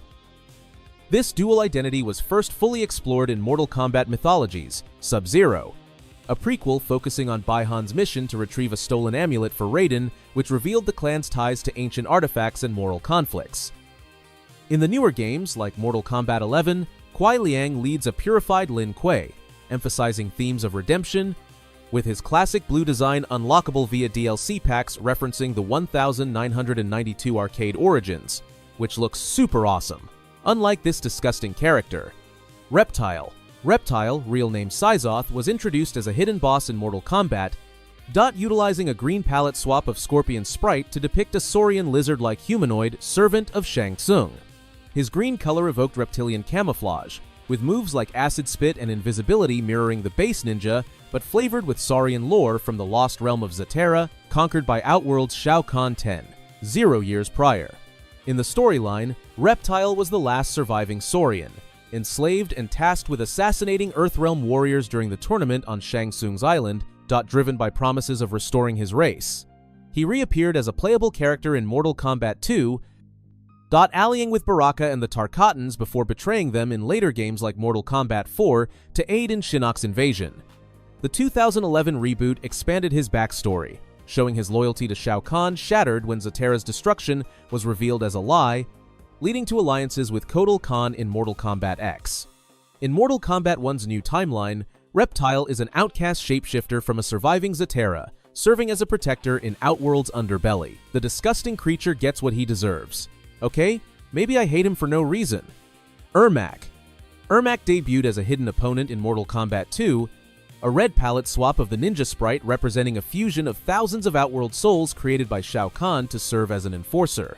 He was intended as a myth character, with Ermac being spotted by fans in the game's code, leading to rumors that were embraced and canonized by developers. In lore, formed from the souls of conquered Edenians, including King Jared, Ermac possesses telekinetic powers like soul manipulation and levitation, first used to crush Jax's arms in the tournament, necessitating his cybernetic enhancements. Initially loyal to Shao Kahn during the invasion of Earthrealm, Ermac later rebelled in Mortal Kombat. Deception after Kitana freed the souls within him, allying with the Edenian resistance against Onaga. His origin ties to Shao Kahn's conquest of Edenia 0 years ago, where the Emperor bound the souls to create a controllable weapon. As detailed in the Mortal Kombat X comics. In Mortal Kombat 1, he returns as DLC with an updated backstory tied to the New Realms and a cool-ass aura farming cinematic. But he's far from the strongest ninja on the list, Noob Saibot. Noob Saibot first appeared as a hidden sub-boss in Mortal Kombat 2, a black palette swap of the ninja model, named as a tribute to creators Ed Boon and John Tobias. Boon, spelled backwards, is Noob, Tobias as Saibot. His shadowy form and teleportation moves hinted at a Wraith origin. Later revealed in Mortal Kombat mythologies, Sub-Zero as the undead Baihan, the original Sub-Zero killed by Scorpion and resurrected by Quan Chi in the Netherrealm. In the storyline, Baihan sought the amulet of Shinnok during a Lin Kuei mission, but his death in the 1992 tournament led to his transformation into a vengeful shadow ninja with shadow clones and portal abilities. That's not disturbing at all. He partnered with Smoke in Mortal Kombat, Deception as the Brothers of Shadow before betraying him, embodying themes of corruption from the Lin Kuei's assassin roots established centuries ago. The 2011 reboot solidified his identity, showing Quan Chi's manipulation, and in Mortal Kombat 11, he serves Kronika's time reset as a Revenant. In Mortal Kombat 1, Bi-Han embraces villainy as the new Sub-Zero, diverging from the Wraith origin but retaining black elements. But that's nowhere near as insane as you watching this far into the video without subscribing. Do it now! It's free and helps me a ton. Okay, e-begging over. Smoke. Smoke, real name Tomas Verbata, was introduced as a hidden character in Mortal Kombat 2, a gray palette swap of the ninja sprite to portray a mist-shrouding Lin Kuei assassin and close friend of Sub-Zero. His gray color evoked smoke and invisibility, unlocked via specific sequence breaks in arcades. In lore, orphaned and adopted into the Lin Kuei as a child, Tomas was trained alongside Kuai Liang, developing smoke-based powers from experimental enhancements, and was targeted for cyberization in the clan's automation program initiated after the second tournament. He resisted in Mortal Kombat 3, allying with Earthrealm but ultimately converted into LK-99, cyborg stripped of free will until reclaiming his humanity in Mortal Kombat Deception with help from Noob Saibot. The 2011 reboot spared him cyberization by having Sub-Zero take his place, allowing a human version with grapples and smoke bombs, as seen in Mortal Kombat X comics where he aids the clan reformation. In Mortal Kombat 1, he recreates the Shirai Ryu with Scorpion after betraying the Lin Kuei, emphasizing his loyalty, with gray designs unlockable to honor the original 16-bit recolor technique. Rain. Rain debuted as a hidden character in Ultimate Mortal Kombat 3, a purple palette swap of Scorpion's sprite, designed to fill out the roster with a water-controlling Edenian prince. His purple hue was a nod to Prince's Purple Rain, added during the rushed port from Mortal Kombat 3 to include more fighters, unlocked by holding back plus high punch plus block plus run for 3 seconds on the select screen. In lore, son of the god Argus and protector of Edenia, Rain was smuggled to safety during Shao Kahn's 0 year ago conquest, later betraying the Edenian resistance to join Khan for power, using hydrokinesis for drowning attacks and lightning summons. He schemed against Kitana in Mortal Kombat 4, allying with Shinnok's forces before being banished to the Netherrealm, remerging in Mortal Kombat as a vengeful demigod seeking godhood. The 2015 reboot portrayed him as a treacherous advisor to Mileena, killed by her father Jarod, but revived as a revenant serving Shinnok. In Mortal Kombat 1, he is a top student at Outworld's Academy of Sorcery, arrogant and power-hungry, with infinite combos from his UMK3 days, infamous for breaking competitive balance. Human Smoke. Human Smoke appeared in Ultimate Mortal Kombat 3 as an alternate version of Smoke, a brown palette swap of the ninja model to represent his pre-cybernetic form, selectable via a code on the character select screen. He was created to give fans the organic Lin Kuei warrior without robotic elements, using the same moveset as Grey Smoke but with human animations and a bandana instead of a mask. In the extended lore, Tomas Verbata was a promising Lin Kuei member who evaded full cyberization by faking his death, returning to fight in the third tournament against Shao Kahn's invasion forces. His origin ties to the clan's automation plot, where he was marked for conversion after refusing orders, leading to a desperate escape detailed in Mortal Kombat trilogy manuals. Unlike the cyborg, Human Smoke emphasized raw martial arts with smoke manipulation from inhaled herbs, Dot fluencing his revenant form in Mortal Kombat, where he was corrupted by Quan Chi post-conversion. This version influenced later designs, appearing as a skin in Mortal Kombat X and as a nod in Mortal Kombat 11 Towers. But if you thought these have been crazy so far, the next three will blow your mind. Maybe. Chameleon. Chameleon debuted in Mortal Kombat Trilogy as a male multicolor palette swap, cycling through the appearances of other ninjas like Scorpion and Sub-Zero to mimic them in combat. He was created for the Nintendo 64 version to utilize unused sprites, with his origin as a raptor, saurian-like reptile detailed in manuals, hailing from Zaterra and using mimicry powers to survive in Outworld. In lore, he entered the tournament to prove his worth as a champion, shape-shifting mid-fight with moves borrowed from palette swap predecessors. Appearing only in Trilogy and Armageddon, where he was non-playable, his multicolor design referenced the series' reliance on recolors for expansion. In Armageddon's backstory, Chameleon was killed by Shao Kahn, but his essence persisted, influencing fan demands for returns in later games like Mortal Kombat 11 skins. Chameleon. Chameleon, the female counterpart to Chameleon, first appeared in Mortal Kombat Trilogy as a hidden character with multicolor palette swaps of female fighters like Kitana and Mileena, transforming randomly during matches. She was designed as a saurian female to parallel Reptile's race, with origins in Zaterra's destruction by Shao Kahn, granting her invisibility and shapeshifting to evade capture. Unlocked via a lengthy sequence of actions, she used boomerang and fan attacks borrowed from Edenian designs.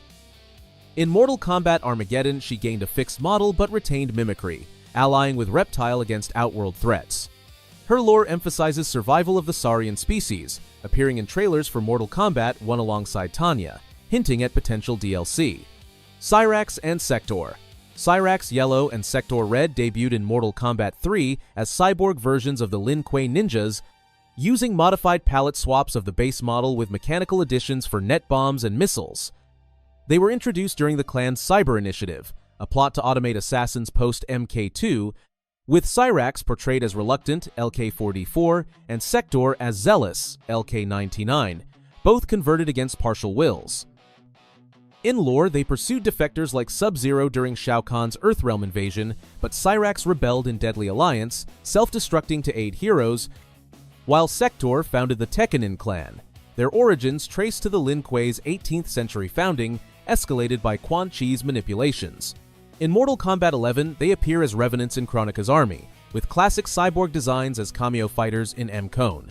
Mortal Kombat has some of the most dysfunctional relationships in gaming history, from manipulative sorcerers binding warriors through grief to literal gods locked in wars that predate human existence. Today, I'm breaking down the most toxic relationships in the entire franchise, and we're starting with the one that's genuinely heartbreaking: Liu Kang and Kitana. Here's the thing about Liu Kang and Kitana. They're the only couple on this entire list where nobody is the villain, and somehow that makes it worse. Their romance started the way every doomed love story does, across enemy lines, during a tournament designed to determine the fate of entire dimensions.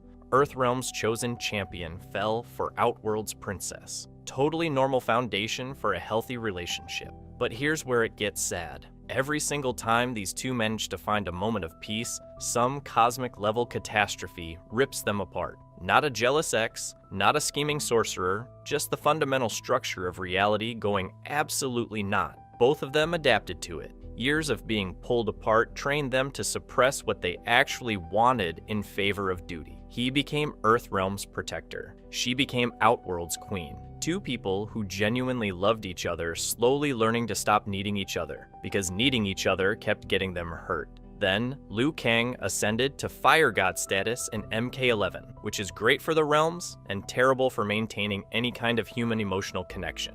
Their love didn't end in betrayal or a screaming match. It ended in a quiet, devastating drift. Two people who outgrew the possibility of being together because the universe literally wouldn't let them stay. Every other entry on this list has at least one person being actively awful. Liu Kang and Kitana just got unlucky on a cosmic scale, which is, not ideal. But if you think a sad ending is the worst a Mortal Kombat relationship can offer, wait until you meet the couple that turned mutual contempt into a marriage: Johnny Cage and Sonya Blade.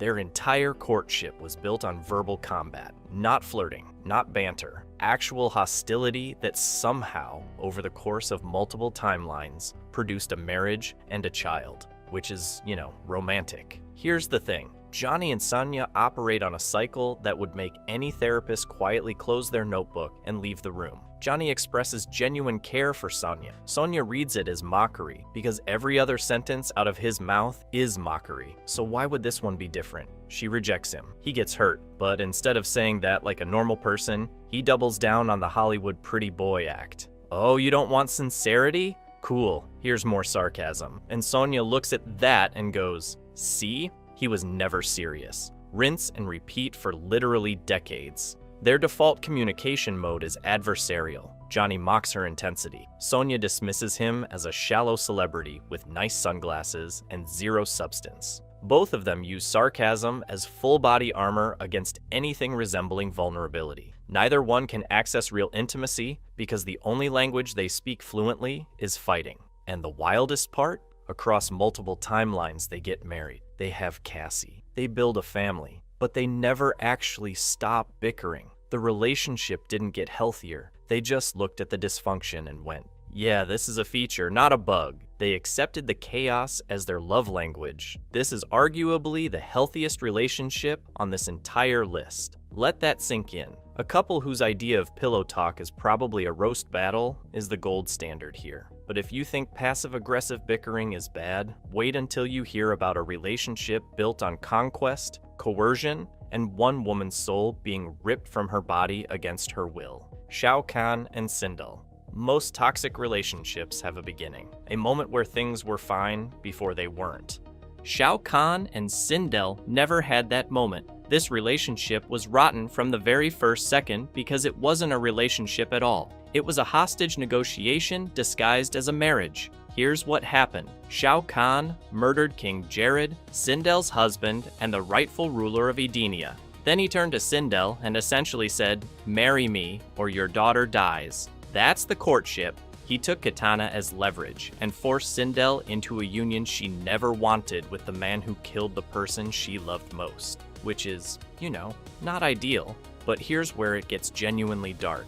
Shao Kahn didn't just keep Sindel through fear. He maintained control through a cycle of brutality and fake affection, alternating between threats and moments of what almost looked like warmth. Just enough kindness to make her question whether things might get better. Just enough cruelty to remind her they never would. And over time, she internalized it. She stopped fighting. She started believing she deserved it, that this was simply what her life was now. That's not a red flag. That's a permanent state of psychological destruction. The real fatality came when Sindel finally discovered the truth. Shao Kahn never cared about her, not even a little. Kitana was the point. The throne was the point. Sindel was just the tool he used to control both. And her entire marriage had been nothing more than a political instrument wielded by a man who saw her as furniture with a crown. Every moment of supposed tenderness was calculated, and the worst part is she believed it long enough for it to reshape who she was. But if one-sided devotion sounds bad when it's forced, wait until you see what it looks like when someone chooses it voluntarily. Melina and Baraka. This one's just sad. There's no other way to put it. Every other toxic relationship on this list has at least 2 participants. This one has 1.5, and I'm being generous with that half. Melina developed an intense, all-consuming romantic obsession with Baraka. On paper, it makes a kind of tragic sense. She was a hybrid clone created by Shang Tsung to serve Shao Kahn's purposes. Baraka was a Tarkatan warrior operating on the fringes of Outworld's power structure. 2 outsiders built for someone else's agenda. Melina saw a kindred spirit in it, someone who understood what it meant to exist because somebody else decided you should. She latched onto his ferocity, his independence, everything about him, and Baraka could not have cared less. Every overture she made was met with indifference at best, and outright cruelty at worst. She'd show loyalty, he'd show her his arm blades. She'd express affection, he'd respond with ridicule or just walk away. A normal person would take the hint after the first few rejections. Melina doubled down, then tripled down, then kept going until the word down lost all meaning. here's where it gets genuinely painful. Her fixation actively destroyed her. She betrayed allies to prove herself useful to him. She threw herself into danger hoping he'd notice. She sacrificed her own ambitions, her own identity, all for a man who showed zero evidence of ever viewing her as anything more than an occasionally useful tool. The real fatality finish isn't a specific betrayal or dramatic confrontation. It's the quiet realization that the relationship Mileena was fighting for never existed on his end, not even a little. She built an entire love story in her own head, while Baraka was largely unconcerned with whether she was in the room. He wasn't even cruel enough to be a proper villain in this story. He was just absent, which is, not ideal. But if you think one-sided devotion is rough, wait until you see what happens when Outworld royalty actually tries to make a relationship work. Kotal, Khan, and Jade. Shao Kahn will scream at you, threaten you, and make it abundantly clear that he's the worst person in any room he walks into. Kotal Khan, he'll smile at you. He'll put his hand on your shoulder, and he'll drain every ounce of loyalty you have without ever giving you a reason to leave or a reason to stay. Jade served as Kotal Khan's most devoted general, not just a soldier following orders, but someone who genuinely believed in him, fought for him, bled for him. She cared about him. Everyone could see it, and here's the thing, Kotal Khan could see it too. But instead of reciprocating or being honest, he did something worse. He gave her just enough. A warm glance here, a kind word there, enough emotional breadcrumbs to keep her invested without ever committing to anything real. When Jade finally put her feelings out in the open, Kotal didn't reject her. That would have been too clean. Instead, he offered this tactical acceptance, acknowledging what she felt without matching it. I value you deeply, Jade. Cool. That's not the same thing, and he knew it. This is manipulation through plausible deniability. He never yelled, never hit, never did anything you could point to and say that's abuse. He just alternated between warmth and distance with surgical precision, keeping her permanently off balance and permanently useful. And when it actually mattered, when Jade was corrupted, enslaved, or destroyed across multiple timelines, Kotal let it happen. He didn't sacrifice his position to save her. He moved on because she was never a partner to him. She was a resource, one he maintained just well enough to keep operational. The relationship ended the way these things always end. Not with a fight, but with Jade quietly realizing that the loyalty she'd poured into this man for years was never genuinely returned. Which is, not ideal. But if you think quiet manipulation is bad, wait until you meet two people who turned betrayal into a competitive sport. Tanya and Rain. Every other toxic relationship on this list has at least one victim. This one doesn't. This is just two terrible people finding each other and somehow making it worse. Tanya and Rain recognize something in each other almost immediately. Not affection, not attraction, but a kindred spirit. Both of them had track records of betraying literally anyone the moment it became convenient. Tanya sold out her own realm, the entire Edenian resistance, without blinking. Rain abandoned every faction he ever joined the second a better offer came along. So when these two started working together, it wasn't a relationship. It was a business arrangement between two people with zero capacity for genuine loyalty. And here's where it gets weird. They both knew this about each other. Neither of them walked into this partnership with any illusions. They'd both watched the other betray allies, switch sides, and lie through their teeth. So from day one, the actual alliance was secondary to the real game, which was figuring out when the other person was going to stab them in the back and making sure they stabbed first. It's like watching two chess players who've completely forgotten about the board and are just staring at each other's hands. The whole partnership became this elaborate performance where both of them pretended to cooperate while running separate calculations about the optimal moment to bail. Rain would pursue his own agenda without telling Tanya anything. Tanya would build contingency plans that worked whether Rain lived or died. They developed this strange, perverted intimacy based entirely on mutual distrust. I know you're going to betray me. I know you know. Great, glad we're on the same page. And the ending? No drama, no screaming. One of them simply decided that eliminating the other was the mathematically superior play, and the other one had already prepared for exactly that outcome. Two snakes in a bag, and the bag finally opened. But if you think two manipulators trying to outmanipulate each other is chaotic, wait until you meet two beings whose entire existences are defined by opposing each other on a cosmic level. Havok and Hotaru. Every other relationship on this list involves a choice. Someone chose to betray, someone chose to stay, someone chose wrong. Havok and Hotaru didn't choose anything. Their conflict isn't personal, it's structural. It's baked into the architecture of the realms like gravity, or the fact that Scorpion will always find a way to be angry about something. Havok is the champion of chaos.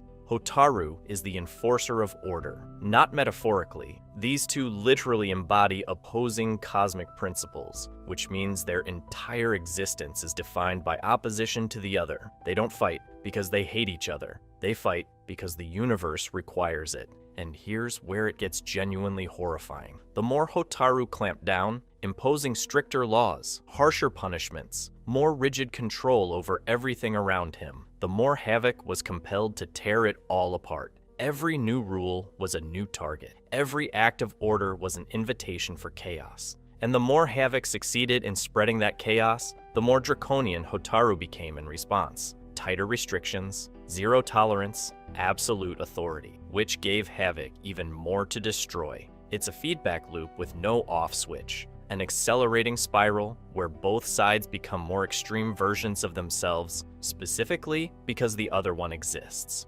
Remember Tanya and Rain? Those two could have walked away at any point. They chose not to because they're both terrible people who enjoyed the game. Havok and Hotaru don't get that luxury. Walking away would mean abandoning their fundamental nature. Chaos cannot stop being chaos. Order cannot stop being order. They are the ideology. The relationship is the war, and neither can win, not permanently. Destroying Havok would eliminate chaos as a force in the realms, which would fundamentally break cosmic balance. Same goes for Hotaru. They both seem to understand this on some level, which might be the worst part. They know this fight never ends. They know there's no final victory, and they keep going anyway because they literally cannot stop. But if you think an eternal ideological stalemate sounds bad, wait until you see what happens when two actual gods have been trying to kill each other since before time had a name. Raiden and Shinnok, Havok and Hotaru can't coexist because their ideologies won't allow it. Now imagine that same problem, but both guys are gods, and the entire multiverse is their argument.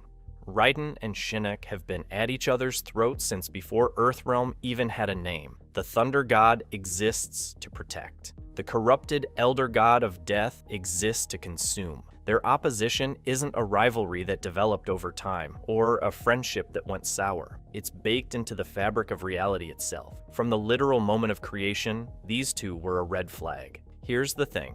Most toxic relationships have an escalation point, some moment where things spiral out of control. For Raiden and Shinnok, the escalation never stops. Every time Raiden strengthens Earthrealm's defenses, Shinnok interprets it as a personal insult and responds with something worse. Every time Shinnok launches a new assault on the realms, Raiden is forced to develop more destructive countermeasures. They're locked in a cosmic arms race where neither can back down, because backing down means the other one wins everything. The collateral damage from this cycle doesn't stay contained to one dimension. It bleeds across every realm, threatening the stability of existence itself. Cool. That's also a thing that happened, but here's where it gets genuinely chilling. In some timelines, Shinnok doesn't just attack Raiden, he corrupts him, turns the protector of Earthrealm into a weapon against the very people he swore to defend. Dark Raiden isn't just an alternate costume, it's the ultimate expression of what makes this relationship so poisonous. The toxicity doesn't just exist between them, it turns inward. Shinnok figured out that the most efficient way to destroy Earthrealm wasn't to overpower its guardian, it was to make the guardian do it himself,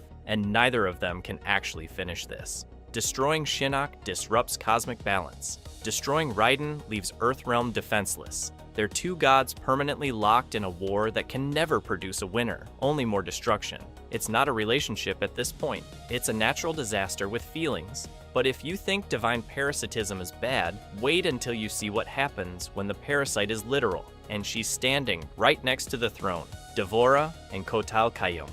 Every toxic relationship we've covered so far has had a moment where the mask slips. A betrayal, a fight, a line crossed. Devora never had that moment, because Devora never wore a mask that fit poorly. Hers was seamless, custom built, and she wore it every single day for years without a single wrinkle. Here's the thing about Devora. She didn't infiltrate Kotal Khan's inner circle through force or intimidation. She did it through devotion. Absolute, unwavering, suspiciously perfect devotion. She positioned herself as his most loyal servant, the one advisor who never had a personal agenda, never pushed back too hard, never made him feel threatened. She was the one person in Outworld who seemed to want nothing for herself, which, should have been the red flag.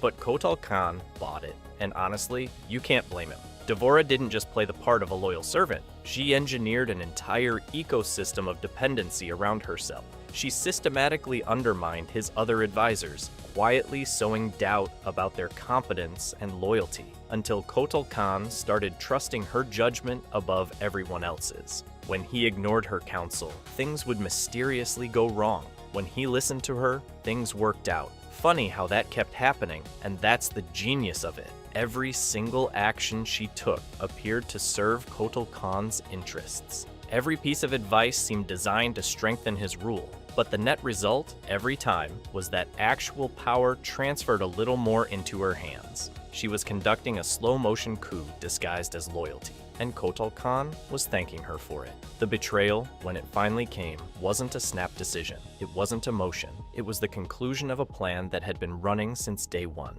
Devora's entire relationship with Kotal Khan was a calculated performance, and the final act wasn't just losing his throne or his military advantage. It was losing his ability to trust anyone ever again. She didn't just take his power, she poisoned the concept of loyalty itself, which makes her arguably worse than every openly hostile enemy he ever faced. At least with them, you know where you stand. But if you think a bug lady playing the long game is disturbing, wait until you hear about a sorcerer who built an entire revenge quest on a lie. Scorpion and Quan Chi. Every other toxic relationship on this list involves someone exploiting an existing situation. Quan Chi did something fundamentally different. He created the situation. He orchestrated the murder of Scorpion's entire family and clan, then walked up to the grieving, rage-filled specter he just created and said, "Hey, I know who did this to you. Let me help." That's not manipulation. That's engineering a human being from scratch.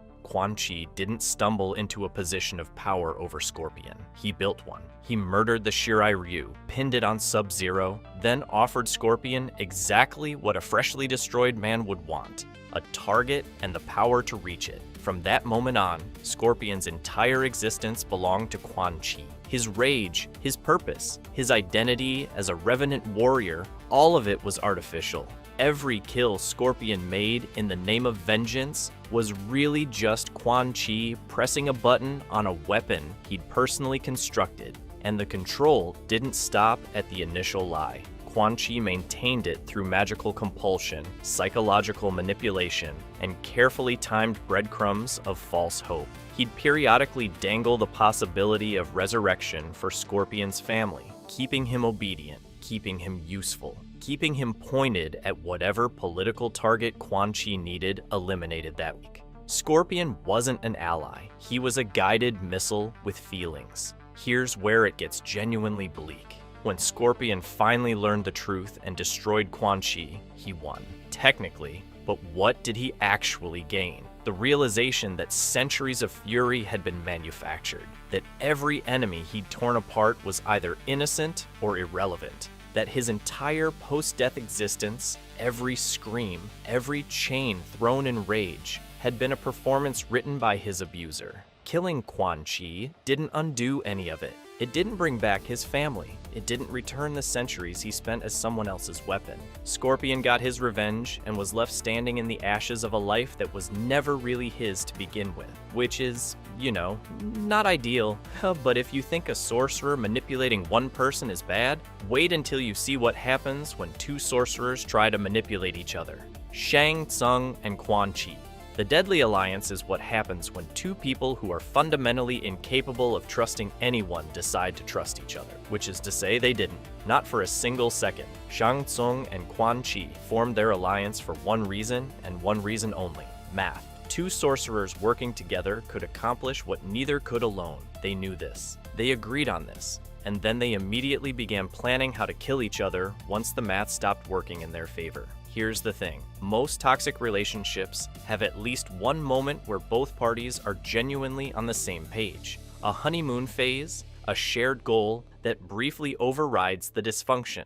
These two skipped that entirely. From day one, the deadly alliance was a mutual countdown to betrayal, where both parties were simultaneously cooperating and preparing to eliminate the other at the strategically optimal moment, which is, not ideal for team synergy. Both of them gathered power in secret. Both developed contingency plans that didn't include the other surviving. Both withheld information about what they could actually do. When something went right, both claimed credit. When something went wrong, both pointed fingers. It was like watching two con artists try to run a scam on each other while also running a scam together. Hey Quan Chi, great work on that conquest. Thanks Shang Tsung, I was definitely going to mention you were involved. Eventually. The dark irony is genuinely beautiful. These are two master manipulators, arguably the best in the entire franchise at deception and scheming, and they created a partnership where manipulation itself made cooperation impossible. They were so committed to being evil that they couldn't even be evil together effectively. Every ounce of energy that should have gone toward conquering the realms went toward making sure the other guy didn't get the upper hand first, and the ending? Mutual destruction, the perfect conclusion for two people who absolutely deserved each other. Neither got what they wanted. Neither outsmarted the other in any way that mattered. They just canceled each other out, like two negative numbers that add up to zero. Turns out, honor among thieves requires at least a trace amount of honor. These two had exactly none between them. But if you think two sorcerers backstabbing each other is messy, wait until you hear about the power struggle between the original ruler of Outworld and the guy who stole his entire kingdom, Onaga and Shao Kahn. Every relationship on this list has some kind of endpoint, a betrayal that sticks, a death that matters. This one doesn't have that. This one never ends. Onaga, the Dragon King, was the original emperor of Outworld, not a conqueror who took it by force. The actual, original ruler whose existence was fundamentally tied to the realm itself. He built it, he shaped it, and when he needed a powerful subordinate, he brought in Shao Kahn and gave him everything. Authority, resources, a seat at the table of the most powerful dimension in existence. Shao Kahn repaid this by systematically planning Onaga's assassination and stealing the entire realm for himself. Here's the thing. This wasn't a desperate power grab. Shao Kahn was plotting this from the moment he arrived. Every act of loyalty, every display of deference was performance. He studied the Dragon King's weaknesses, consolidated his own power base in the shadows, and when the moment was right, he struck. Your most trusted subordinate, the one you elevated from nothing, taking everything you built. But here's where it gets complicated. You can't just kill the guy who created your entire dimension. Onaga's existence was woven into Outworld's fundamental structure. Destroying him completely would be like ripping the foundation out from under a building while standing on the top floor. So every time Shao Kahn thought he'd won, Onaga would reconstitute. He'd claw his way back from whatever prison or death Shao Kahn had engineered, and the whole war would start again. Then, Shao Kahn would reassert control. Then, Onaga would return, over and over, across virtually every timeline, consuming so many resources that it literally destabilized Outworld's dimensional structure. An entire realm fractured, not because of some external invasion, but because two guys at the top couldn't stop trying to destroy each other. This is the only relationship on this entire list defined by perpetual warfare, with zero possibility of resolution. Scorpion eventually got his revenge on Quan Chi. Shang Tsung and Quan Chi's alliance collapsed on schedule, but Onaga and Shao Kahn,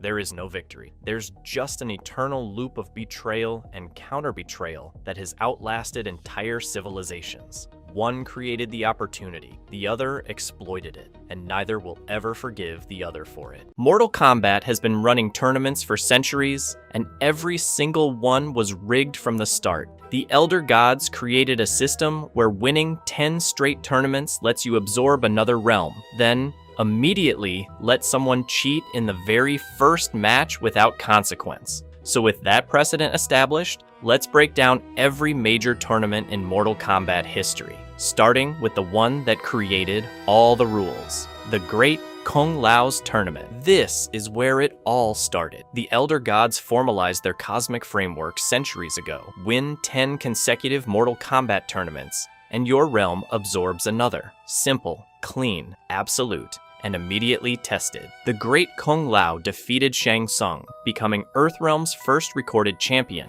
Except Shang Tsung's loss triggered something worse than death. Defeated sorcerers age rapidly as their power fades, and Shang Tsung's supernatural decline became an obsession with reclaiming power through forbidden soul magic. The franchise's ultimate villain wasn't born in triumph. He was born in the aftermath of losing a fair fight and deciding to break every rule to reverse it. The Great Kung Lao's victory should have reset Outworld's tournament streak. Instead, Shang Tsung spent the following centuries perfecting soul sorcery, specifically to reclaim what he'd lost. The Elder Gods watched a defeated champion become a supernatural threat and did nothing to stop him from returning with illegal magic. Great start. But if you think one vengeful sorcerer is bad, wait until you see what Shang Tsung did with those centuries of forbidden power. Shang Tsung's 10th tournament. This is the one. The tournament the entire franchise is named after. The one every casual fan thinks they know inside and out. And they're mostly right.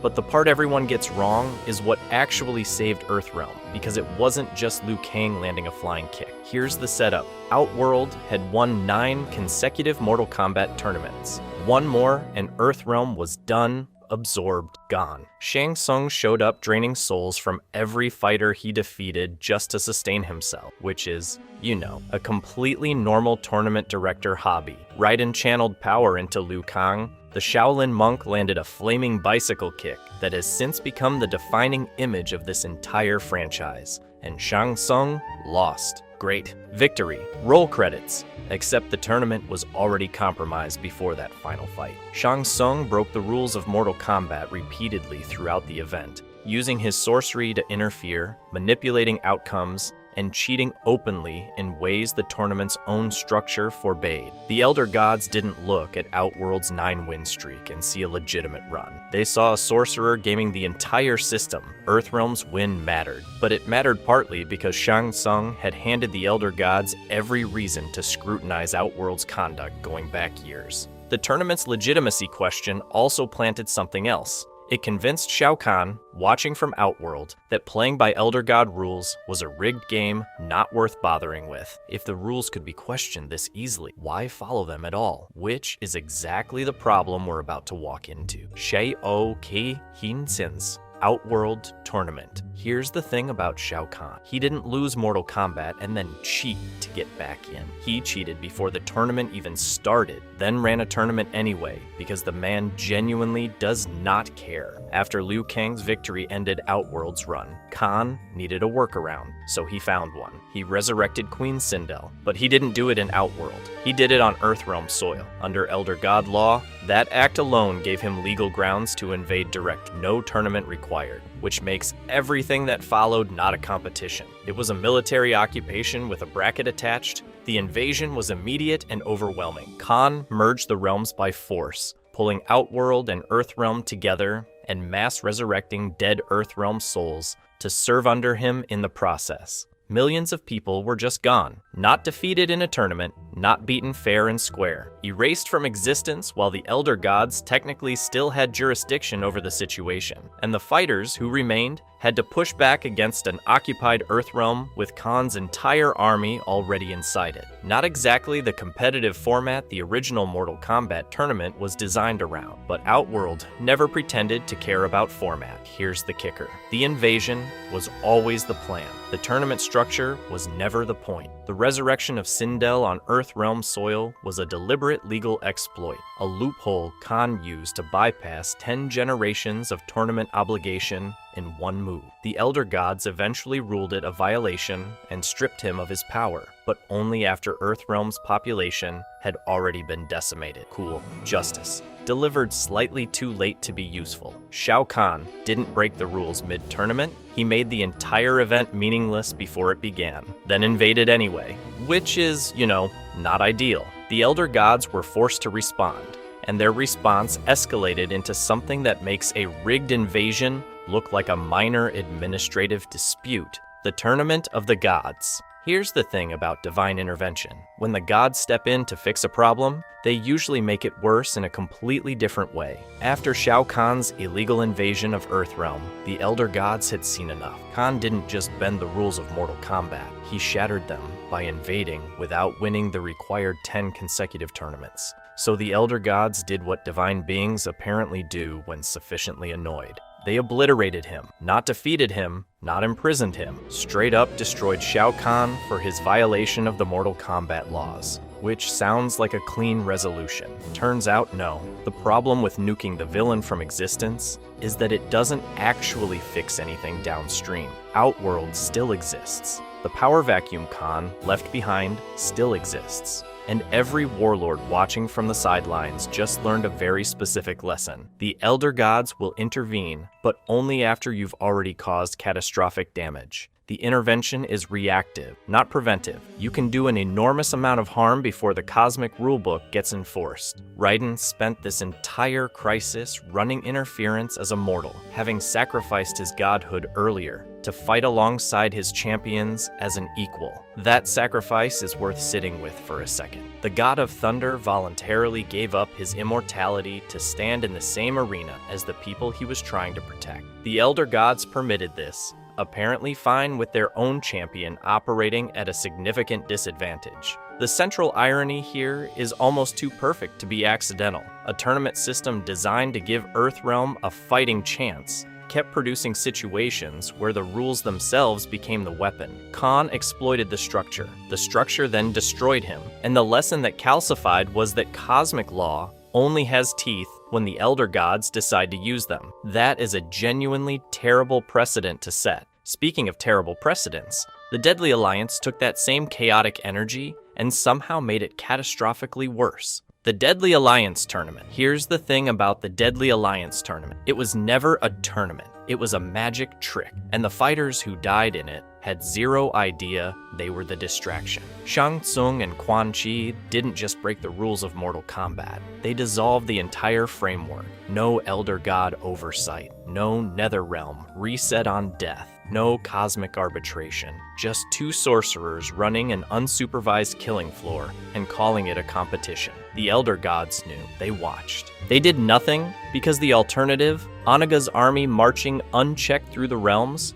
was apparently worse. So they let it happen, which is, not ideal. Every confirmed fatality in this tournament was permanent. No soul recovery, no reset, no second chance in the afterlife. Gone. And the roster itself was already compromised before the first match, because this wasn't a fair fight between willing combatants. It was an invitation to a slaughterhouse dressed up in the familiar language of Mortal Kombat. The rules, such as they were, said nothing about what happened to the losers, because there were no rules. Kitana made it further than almost anyone, fighting her way through the competition before eventually falling to the Alliance's scheme.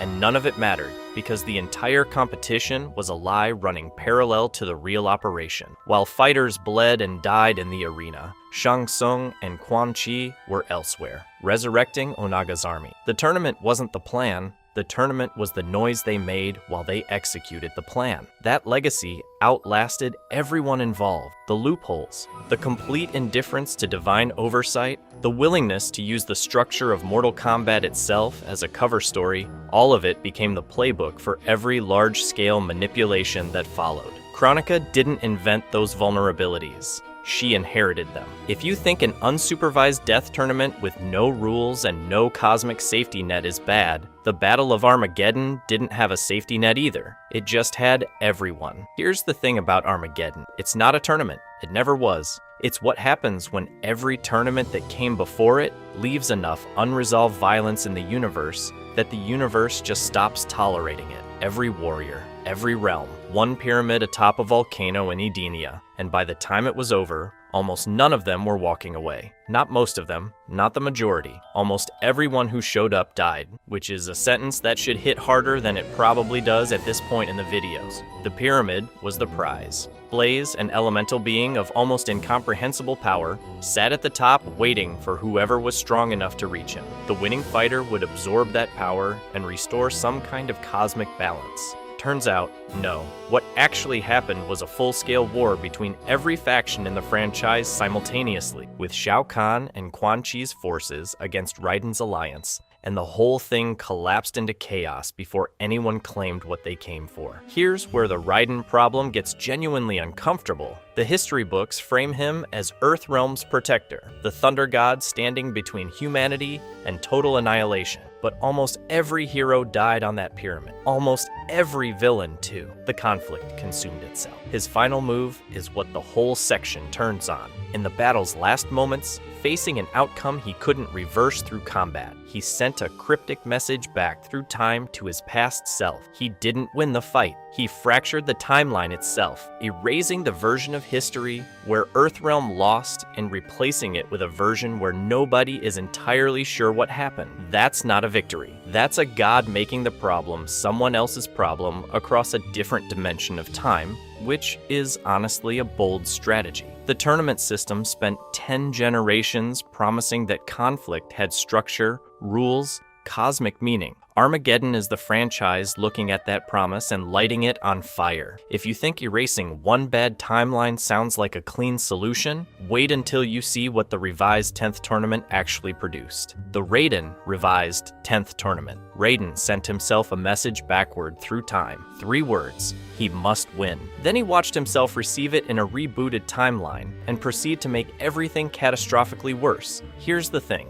Raiden had foreknowledge. He'd already seen this tournament end in total failure, watched Earthrealm burn, witnessed everyone die. Now he was playing the same contest again, with future memory fragments rattling around his skull, trying to steer toward a different outcome, while every single intervention pushed events closer to the apocalypse he was desperately trying to prevent. The revised tournament was supposed to be Earthrealm's second chance. Same rules, different result. Except Raiden, operating on corrupted visions from his dying future self, kept misreading the warnings. The message said he must win. Raiden interpreted that as Shao Kahn needing to be stopped at every turn. What it actually meant was that Liu Kang had to be the one to win the tournament outright. Raiden spent the entire competition working against the one outcome that would have saved everyone. And here's where it gets permanently dark. His interference directly contributed to the deaths of Earthrealm's greatest champions. Kung Lao,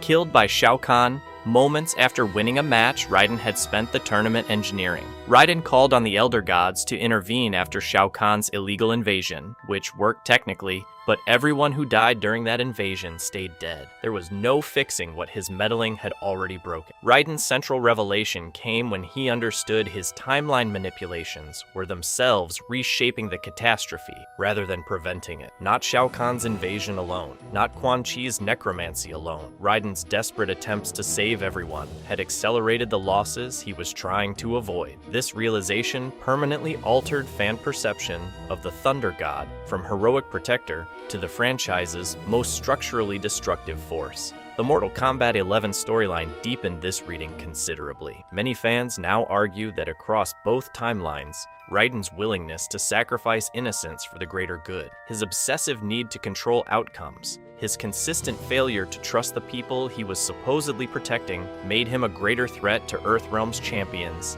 than Shao Kahn ever managed alone, which is a horrifying thing to realize about your protector deity. But at least this tournament had clear stakes. Unlike the complete temporal collapse that was about to hit. Kronika's time, merger crisis. Kronika's plan wasn't a tournament, it was cosmic erasure disguised as balance. The Keeper of Time orchestrated Mortal Kombat 11's entire conflict as a controlled demolition of the existing timeline. She pulled warriors from different eras, past and present versions fighting side by side, creating a temporal battlefield where Scorpion could face his younger self and Liu Kang could witness his own corrupted revenant. The goal wasn't competition, it was selecting which versions of reality deserved to survive her planned Great Reset. Here's where it gets conceptually insane. Kronika was literally cherry-picking which historical moments to preserve and which to erase. She brought back warriors who'd been dead for decades, not to give them second chances,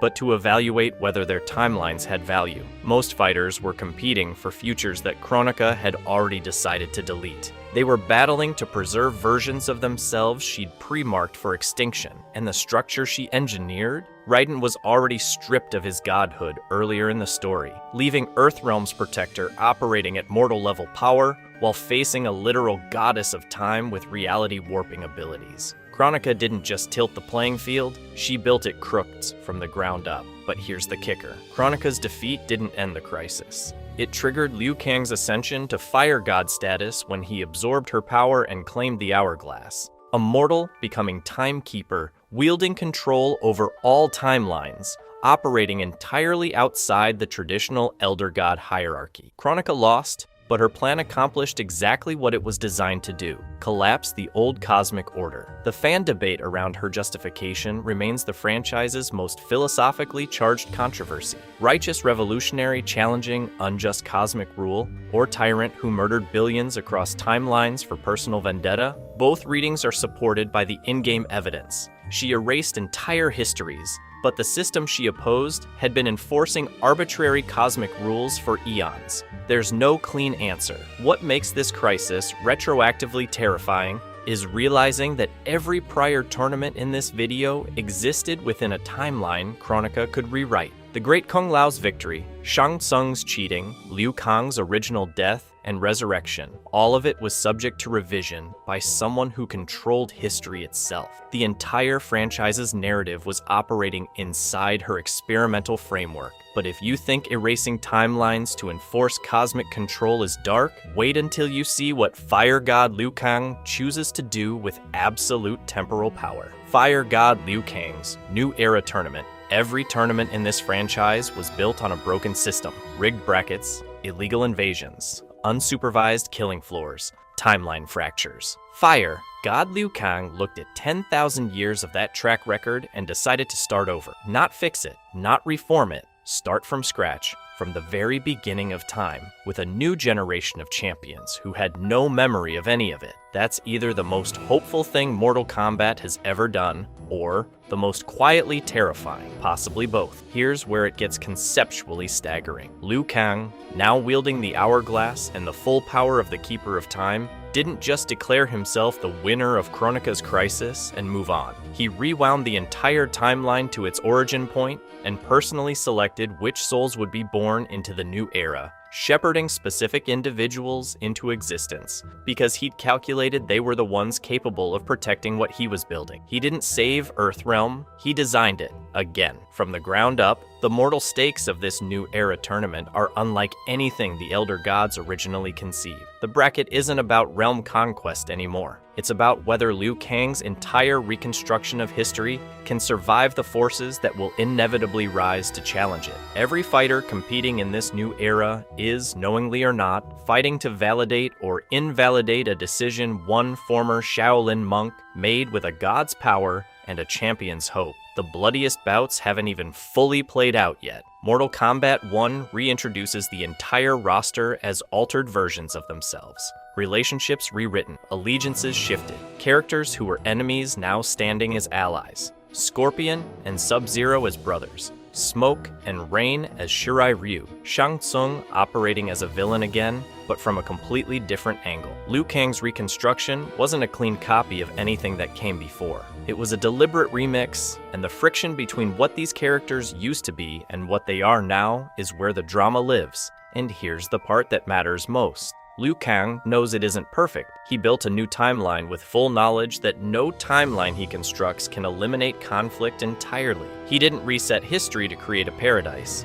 He reset it to create a fighting chance, which is exactly the language the Elder Gods used when they invented the tournament system in the first place. The franchise ends where it began, with Earthrealm needing protection, with champions rising to provide it, and with the rules of engagement being quietly rigged by someone who believes the outcome is worth the compromise. Some things never change. They just get a new coat of paint and a god at the controls. Mortal Kombat has 6 realms, and not a single one of them is normal. From authoritarian utopias that execute you for jaywalking, to dimensions where the laws of physics literally don't exist. Today, I'm ranking every single realm from least to most insane using 4 criteria: reality warping, bodily horror, threat to Earth realm, and pure unpredictability. Starting with the one you already live in, Earth realm. Earth realm is, well, Earth, our world. Humans, cities, normal gravity, normal sky, normal everything. It scores the lowest on every single metric we're using today, which makes it the perfect baseline. But here's the thing. Even the boring realm has secrets that most players completely overlook. Earth realm is defended by the Thunder God Raiden and a roster of human champions: Liu Kang, Johnny Cage, Sonya Blade, the usual suspects. These are the fighters who entered the original Mortal Kombat tournament. And yes, that first tournament takes place on Earth realm, not Outworld. A lot of people get that wrong. Shang Tsung had already won 9 consecutive tournaments before Liu Kang stepped up and stopped the 10th. That's how close Earthrealm came to being absorbed before the series even started. But here's where it gets weird. Earthrealm isn't just a normal planet with some martial artists on it. It has a mystical life force called the Jinsei, a literal metaphysical energy source powering the entire realm. And the fallen elder god Shinnok, his entire endgame was poisoning the Jinsei to corrupt Earthrealm from the inside out, not invade it, not conquer it through tournaments. Just poison the thing, keeping reality stable, and watch everything collapse. The normal realm has a kill switch, and a god found it, and the history goes deeper than humans. Long before any of us showed up, Earthrealm was inhabited by the Saurians, reptile species. An entire civilization of reptilian beings lived here first. So even the origin story of the most vanilla realm in Mortal Kombat is stranger than it looks on the surface. Still, Earthrealm is the floor. Low reality warping, low bodily horror, low unpredictability. It's the safest place in the Mortal Kombat universe by a wide margin. But if you think a realm of fairy tales and magic sounds like an upgrade, wait until you hear what happened to Edenia. Edenia. Picture the most beautiful place you've ever seen in a video game. Now imagine it ruled by royalty, drenched in magic, and filled with architecture that looks like someone smashed a medieval fairy tale into a Persian palace. That's Edenia, canonically described as a happy fairy tale world made of magic and beauty. Kitana grew up here. Sindel ruled here. Everything about this place screams paradise. And that's exactly why it got destroyed. See, Edenia's problem is that it was too perfect, too beautiful, too passive, too trusting. And Shao Kahn saw that weakness from a mile away. He didn't just invade Edenia, he merged it, forcibly absorbed the entire realm into Outworld, erasing its independence completely. The queen was enslaved. The royal bloodline was co-opted into Outworld's political machine. Kitana, the princess of this fairy tale kingdom, was raised as an assassin for the very empire that consumed her home. Sindel was killed, then later revived as a tool for Shao Kahn's schemes to merge even more realms. Let that sink in. This isn't just conquest. This is cultural annihilation dressed up as empire build. But here's where it gets really interesting. Edenia doesn't just carry emotional weight in the lore. It carries one of the most dangerous objects in the entire Mortal Kombat cosmology. When the Elder Gods split the one being into the 6 realms, they created 6 artifacts called Kamidogu. Each realm has one, and Edenia's Kamidogu is explicitly tied to realm-merging rituals, meaning this gorgeous, peaceful little paradise is sitting on top of what is essentially a cosmic nuclear weapon. The very thing that makes Edenia valuable to conquerors isn't just its beauty, it's the fact that its artifact can literally rewrite the boundaries between dimensions. Now, to be fair, Edenia does eventually get restored after Shao Kahn's defeat. Kitana reclaims her throne, the realm breathes again, but the damage is done. Edenia's entire identity in the lore is defined by loss and recovery. It's the realm that keeps getting its heart ripped out. On the insanity scale, Edenia scores low on reality warping and bodily horror. Nobody's getting turned into an undead revenant here, but it's political vulnerability. The fact that an entire realm can just get swallowed whole by a stronger empire is what pushes it above Earthrealm. Beauty without power is just a target. Edenia gets conquered because it's beautiful and passive. The next realm took the opposite approach. It built a society so rigid and controlled that it became its own kind of nightmare. Order realm. Cedo sounds like paradise on paper. Color-coded cities, floating pyramids, dome-shaped houses, and a civilization so advanced they've literally engineered their own physics. But here's the thing. Saito didn't build a utopia. They built a prison and painted it in pretty colors. The Order realm is divided into 4 distinct quadrants: Gold Town, Red Town, Green Town, and Blue Town. Every district is structured, every building is geometrical, every citizen has a place, and if that sounds like a well-run city to you, you're not wrong. It is well-run. The problem is, what happens when you step out of line? Because in Saito, breaking the law doesn't get you a court date. It doesn't get you a fine. It can get you killed. We're talking about a realm where the punishment for disrupting order could be immediate execution. Jaywalking might literally be a capital offense here. That's not civilization. That's authoritarianism wearing a clean uniform. And before you compare this to Edenia? Don't. Edenia is magical and passive, a fairy tale kingdom that mostly minds its own business until someone invades it. Cedo is the opposite. Cedo chose this. Every law, every restriction, every lethal consequence was deliberately designed and enforced by rigid hierarchical institutions that answer to nobody but themselves. Edenia is a painting you admire from a distance. Cedo is a machine that grinds you into compliance. Now let's talk about those floating structures, because they're quietly one of the most unsettling details in the entire franchise. Floating pyramids and hovering architecture mean Cedo has manipulated local physics to a degree that no other realm has matched through pure engineering. They've bent the rules of reality itself to maintain their aesthetic of perfect order. A realm that claims to prize stability above all else has fundamentally destabilized the laws of nature to look stable. Nobody talks about how contradictory that is. But here's where it gets interesting. Even the most ordered realm in existence couldn't stamp out rebellion. During the Deception era, a secret resistance formed inside Cedo, led by figures like Darius, fighting against the very government that claimed to protect them. The realm designed to eliminate chaos created its own insurgency. That's not a failure of the system. That's proof the system was broken from the start. When your civilization is so oppressive that your own citizens form underground movements to destroy it, you haven't achieved order. You've just delayed the explosion. So where does Cedo land on the insanity scale? It scores medium on reality warping, thanks to those floating cities and engineered physics. Low on bodily horror because nobody's getting turned into a demon or stitched together from corpses. And low to medium on direct threat because Cedo is dangerous to live in, not dangerous to visit from outside. That distinction matters. If you're passing through, the floating pyramids are gorgeous and the streets are clean. If you're a citizen who looked at a guard wrong, you're dead. That's what keeps it at number 3. Cedo is oppressive, but it's contained. Everything stays inside its color-coded walls. The next realm doesn't contain anything. It exports violence across dimensions. Outworld. Most people hear Outworld and immediately think of Shao Kahn. Giant hammer, skull helmet, screaming about conquering Earthrealm. And yeah, he's the face of the Empire. But here's the thing. He's not even the original conqueror. Before Shao Kahn ever sat on that throne, there was Onaga, the Dragon King, an ancient emperor who was already expanding Outworld's borders, war, and subjugation long before Shao Kahn poisoned him and stole his empire. That's right, Shao Kahn didn't build Outworld's legacy of conquest. He inherited it, then cranked the volume up to 11. Most fans have zero idea that Outworld's imperial ambitions stretch back way further than the guy they associate with them. And those ambitions are not small. Outworld doesn't just fight other realms, it absorbs them, literally merges them into itself through a combination of military force, sorcery, and political manipulation. Edenia, that beautiful fairy tale realm we talked about earlier, gone. Shao Kahn forced a merger by orchestrating the revival of Huin Sindel and using it as a loophole to bypass the Elder Gods' rules. One ritual, one resurrection, and an entire paradise got swallowed into Outworld's territory. That's not just conquest. That's reality being rewritten by a dictator with a necromancer on payroll. But the scariest part of Outworld isn't what it's already done. It's how close it came to taking Earth. Here's a number that should genuinely alarm you. Shang Tsung, Outworld sorcerer and tournament representative, won 9 consecutive Mortal Kombat tournaments against Earthrealm. 9. The rules state that 10 consecutive victories force a realm merger. That means by the time the original Mortal Kombat game begins, Earthrealm is one single loss away from being absorbed into Outworld permanent. The entire premise of the first game, Liu Kang entering the tournament, Raiden assembling champions, all of it exists because Outworld was literally 9/10 of the way to owning our planet. That's not a distant threat. That's a countdown with one number left. Now, you'd think a realm this aggressive would be some barren wasteland full of one type of monster. Not even close.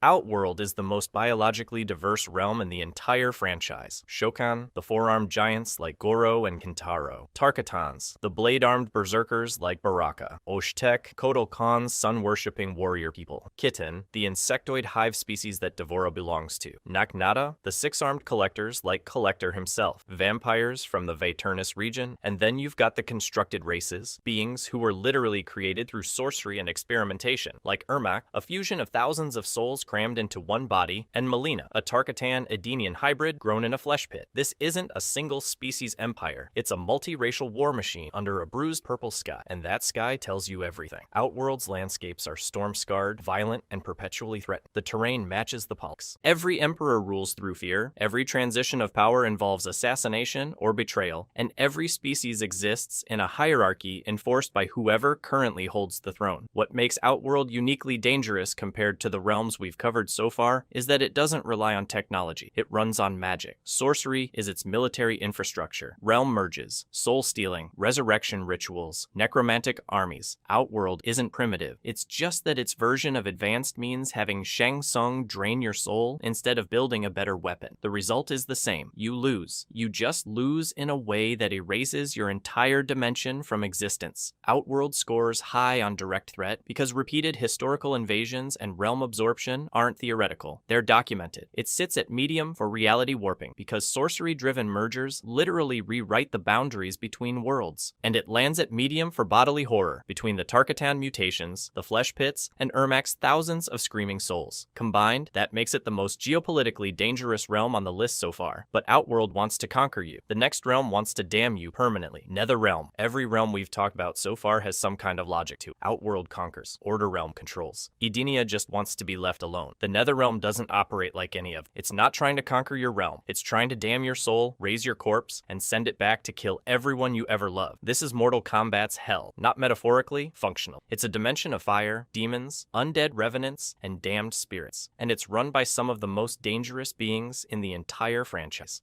We're talking fallen gods and necromancers who treat eternal damnation as a recruiting strategy. And the key figure here is Shinnok. Here's the thing about Shinnok that makes him terrifying. He's not just some demon lord who clawed his way to power. He's a fallen elder god. That means he was literally one of the beings who helped create the realms themselves. He sat at the table with the architects of reality, got stripped of his status, and was cast down into the nether realm as punishment. Most beings would rot there for eternity. Shinnok built an army instead. His plan wasn't a brute force invasion like Shao Kahn's. It was worse. Shinnok wanted to poison the Jinset, Earthrealm's mystical life force, and corrupt it from the inside out, not conquer, corrupt. There's a difference, and the difference matters. Shao Kahn wants your land. Shinnok wants your land to rot from within while you're still standing on it. He was eventually defeated by Liu Kang during the events of Mortal Kombat 4, but the threat didn't end there. Not even close. Because Shinnok's amulet became one of the most dangerous recurring plot devices in the entire franchise. In some storylines, Shinnok was literally imprisoned inside the amulet itself. Let that sink in. An elder god, one of the creators of reality, trapped inside a piece of jewelry. That's a uniquely Mortal Kombat kind of horror. And the amulet didn't just sit in a vault collecting dust. It resurfaced in later invasion plots as a weapon, because apparently nobody in this universe has ever heard of destroying something dangerous instead of just storing it somewhere. But if Shinnok is the Netherrealm's fallen god, Quan Chi is its operational knight. He's the necromancer in chief, and his specialty is raising the dead. Not random corpses, you're dead. Fallen warriors, heroes who died fighting for Earthrealm, get resurrected as undead revenants who now serve the Netherrealm. Characters like Noob Saibot are direct products of this corruption. The realm doesn't just threaten other realms militarily, it converts their casualties into its soldiers. Every warrior you lose becomes a weapon pointed back at you, and that's what makes the Revenant mechanic one of the most narratively cruel ideas in the entire franchise. You fight, you sacrifice, your heroes fall in battle, and then they come back wearing the enemy's colors with zero memory of who they used to be. The Netherrealm doesn't need to breed armies or conscript citizens, it just waits for other realms to generate bodies and then collects them. It's a war of attrition where the dead switch sides automatically. This is what separates the Netherrealm from Outworld on the insanity scale. Outworld conquers realms. It absorbs territory, installs rulers, demands loyalty. That's empire building. The Netherrealm damns. It warps reality through necromancy and damnation. It possesses the dead and turns them against the living. It scores high on reality warping, high on bodily horror, and critically high on direct threat to every realm it touches. Outworld wants to rule you. The Netherrealm wants to unmake you and rebuild you as something that serves it. It's hell with a political agenda, run by a god who got fired from creating reality and a necromancer who treats your dead friends like spare parts. But at least hell has rules. Damnation follows a logic. Necromancy has a system. The Netherrealm, for all its horror, operates on consistent internal principles. The last realm on our list doesn't even have that. Chaos. Realm. Every realm we've covered so far has rules. Outworld has politics you can navigate. The Netherrealm has a hierarchy you can understand. Even Cedo, with its execution-happy legal system, operates on a logic you can learn. Chaos Realm doesn't have rules. It doesn't have a logic. It doesn't even have a consistent version of physics. And that's exactly what makes it the most terrifying place in the entire Mortal Kombat cosmology. Here's the thing about Chaos Realm that separates it from every other dangerous realm on this list. It's not dangerous dangerous because of who's in charge. It's dangerous because nobody is in charge. The canonical description is explicit. Chaos Realm is a world where chaos is practiced as a religion and has no form of government. Let that sink in. Chaos isn't just the environment, it's the belief system. The inhabitants don't just tolerate disorder, they worship it. They build their entire existence around the rejection of structure, law, hierarchy, and predictability. The landscape itself reflects this. There are no organized settlements, no cities, no infrastructure. It's a wasteland of randomness where the laws of physics, time, and causality are not just different from Earth realms. They're actively unreliable. Time can contradict itself. Gravity might work one way in one spot and the opposite way 10 feet over. You can't prepare for Chaos Realm because preparation requires a stable framework, and that framework doesn't exist here. And then there's Havoc. Havoc is the realm's primary named agent, and even the way he operates breaks the pattern of every other realm threat we've discussed. He's not a king. He's not an emperor. He's not defending territory or building an empire. He's a philosopher of chaos, and his entire purpose is offense against the concept of order itself. He leaves Chaos Realm specifically to sow discord in structured realms like Sado. Remember Sado? The place where stepping out of line gets you executed? Havoc's entire campaign is aimed directly at places like that. He doesn't want to conquer, he wants to dismantle. He wants to take every system, every law, every predictable structure, and watch it collapse. And this isn't some minor nuisance character. In MK1's Chaos Reigns expansion, Havoc is treated as a Titan-level threat capable of destabilizing multiple timelines simultaneously. Not just one realm, multiple timelines. That's a scale of destruction that puts him in a category most Mortal Kombat villains can't touch. The contrast with Cedo is the sharpest in the entire franchise. Cedo enforces laws to the point of executing citizens for minor infractions. Chaos Realm rejects the concept of law entirely. They are narrative polar opposites, and Havoc's campaigns against Cedo are a direct expression of that philosophical war. Order versus chaos, taken to their absolute extremes. Now let's talk about the insanity metric, because Chaos Realm doesn't just win. It dominates every single category. Reality warping? Very high. Time and physics themselves can be contradictory. Bodily and psychological horror? High. Unpredictable transformations are a documented risk for anyone who visits. Direct threat to other realms? High. Havoc actively exports chaos as a weapon. Unpredictability? Very high. By definition, literally nothing about this realm can be anticipated. No other realm scores this consistently across every axis. Not Outworld, not the Nether realm, nobody. And that's the closing argument. Every other realm on this list, no matter how horrifying, has a logic you can eventually learn. Outworld has political games you can play. The Nether realm has a power structure you can map. Cedo has laws you can memorize and follow. Even Adenia's dangers come from comprehensible threats like invasion and conquest. Chaos Realm's defining feature is the total collapse of the framework that makes survival strategies possible in the first place. You can't learn the rules because there are no rules. You can't adapt because adaptation requires patterns, and patterns don't exist here. It is, by every measure, the most insane place in the Mortal Kombat cosmology. So there you have it. If you enjoyed this video and want to see more, click the video on the screen now.